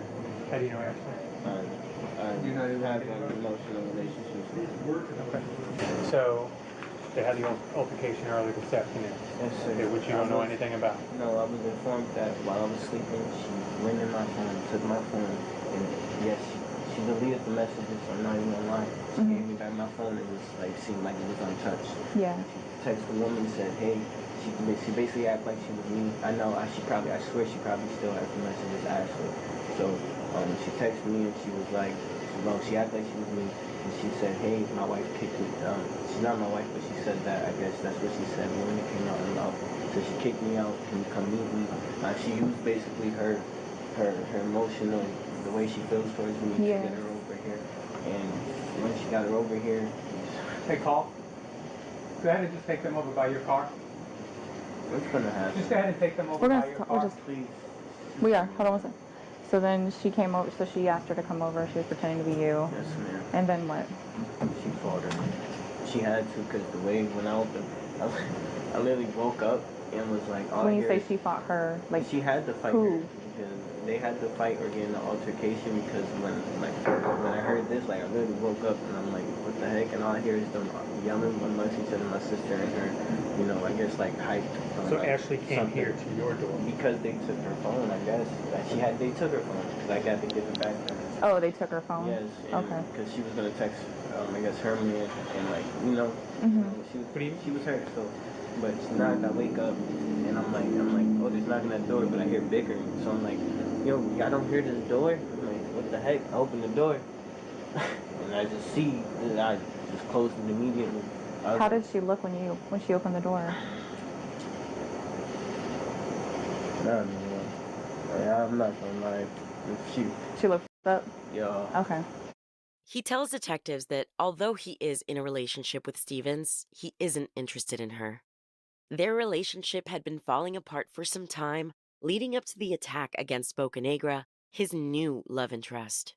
Did she talk to you about it afterwards? No, the only thing she said is, why would you do this to me? And I told her, like, we're not, like, the love interest is gone, everything. Like, I told her this yesterday when she saw me walking with the girl. Oh, okay. And I stopped her. I was like, you're not gonna fight her because of what we're going through.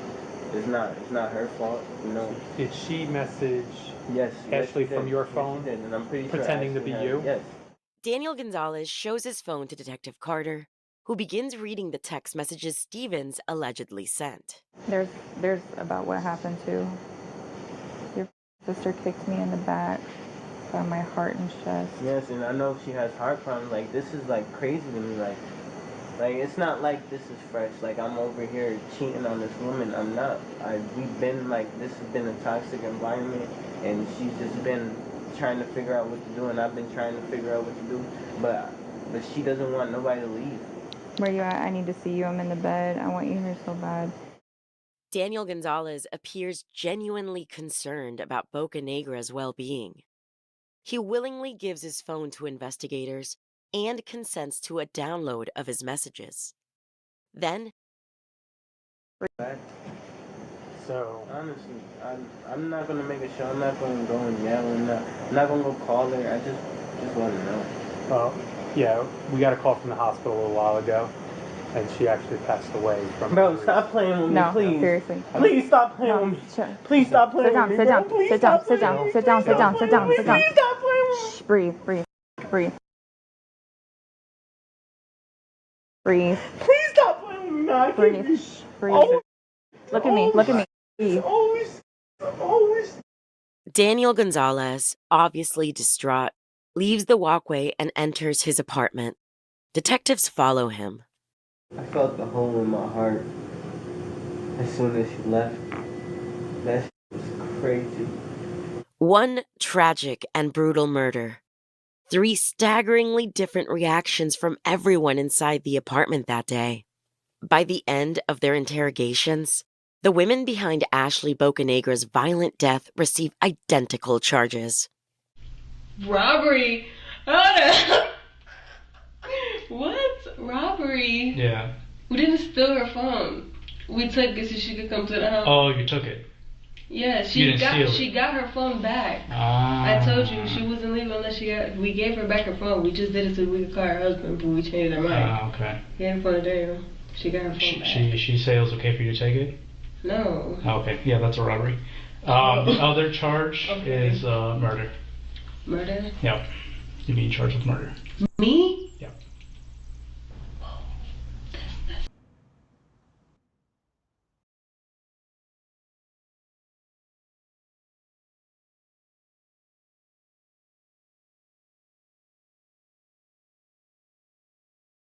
That's too bad.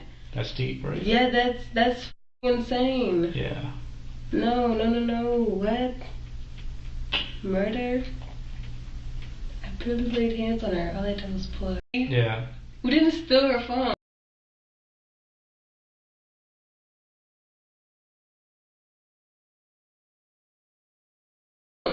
We took it so she could come to the house. Oh, you took it. Yeah.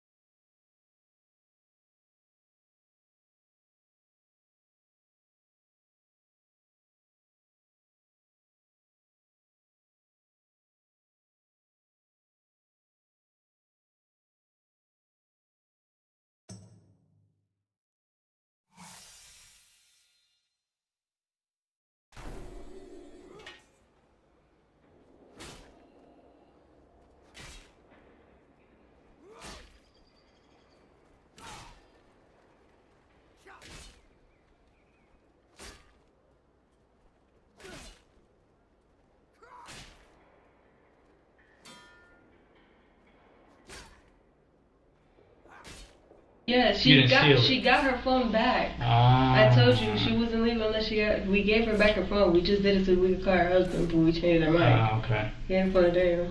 She got her phone back. She say it was okay for you to take it? No. Okay, yeah, that's a robbery. The other charge is murder. Murder? Yep. You're being charged with murder. Me? Yep. That's too bad. That's deep, right? Yeah, that's insane. Yeah. No. What? Murder? I barely laid hands on her. All I did was pull her hair. Antonetta Stevens and Janine Gonzalez are both taken to the Gwinnett County Jail. While they're being booked, Daniel Gonzalez is at home with his 3-year-old son. What did you do, Nick? What did you what? That's all I want to do, Nick. Even if I'm not here. Okay, yes, definitely watch SpongeBob. 3 young boys are now left without a mother to care for them. Antonetta Stevens and Janine Gonzalez are each currently serving 20 years for voluntary manslaughter and robbery by force at Arendelle State Prison. Their maximum sentence release dates are both set for August 2042.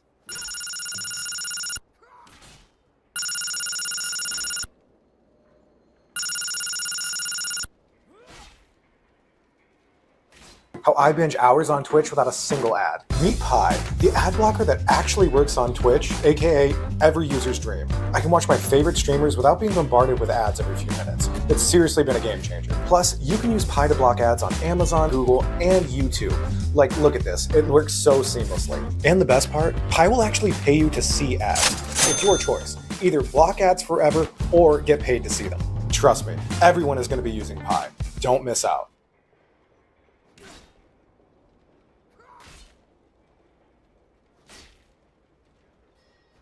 All right, boys, let's do this. With Paramount Plus, the family that streams together wins together. Imagines together. Get it? Imaginary? Friend? Races together. Cowabungas together. Jellyfishes together. You get it. Watch all of this and so much more. That was incredible! Together. Paramount Plus. Now streaming.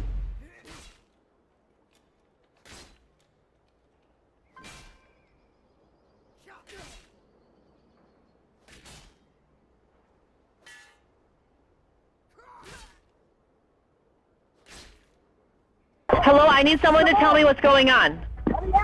Help me! Late in the night on June 5, 2021, officers from the Woodbury and Oakdale Police Department in Minnesota receive a slew of 911 calls about a drive-by shooting that took place in a residential neighborhood at a high school graduation party. Dispatch begins notifying officers of a white Tahoe that is potentially involved. Multiple officers patrol the area, while others secure the scene of the shooting and gather information. Stay in your house. Hey, what house is this, guys? All right, hands. Show me hands. Show me hands. Don't move. Right here, this house. Okay, nobody move. Someone shot? Yes. Where? I don't know. Walk to me. Walk to me. We didn't shoot. Walk to me. Okay. Just follow our orders and we'll figure this out. While this is going on, officers discover the white Tahoe speeding by. Again, Woodbury spots either white Tahoe or white Escalade driving fast by 611. Get out here. My house is full of people. 719, I need a lot of cars to the house. A lot of cars out. 576, I got a white SUV, northbound Century, high rate of speed, passing up Rafton. Everybody out, let's go. There's a baby. Okay, well, we need you out here. Everybody to come out of my house. Everybody. After the officer clears the house, he continues to inspect the rest of the scene. Soon, officers will question them further on what happened. Right now, the main priority for officers involves capturing the suspect and ending the pursuit. 7131, I'm coming down 94, I'm almost to Century. Almost to 94. Westbound 94 from Century. 7131, I'll be behind him shortly. 7131, I'll be behind 76. Still high rate of speed, passing vehicles around the frontage road. Passing vehicles on the frontage road.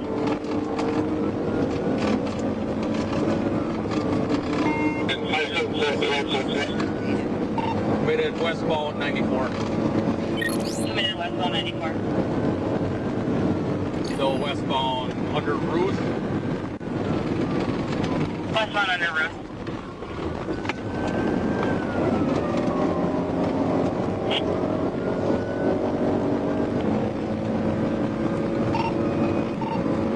Still westbound, approaching 61, speed 120. Ripped up tissue paper can't be a solution. If you want a skin close shave that doesn't take it too far, go with the Chairman Pro.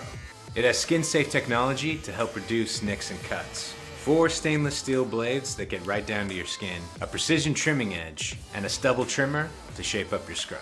No more bandages, bruised cheeks, or a bathroom full of clippings. Stop waiting for the blood to dry and get the Chairman Pro now. Shop now and get free shipping at manscaped.com.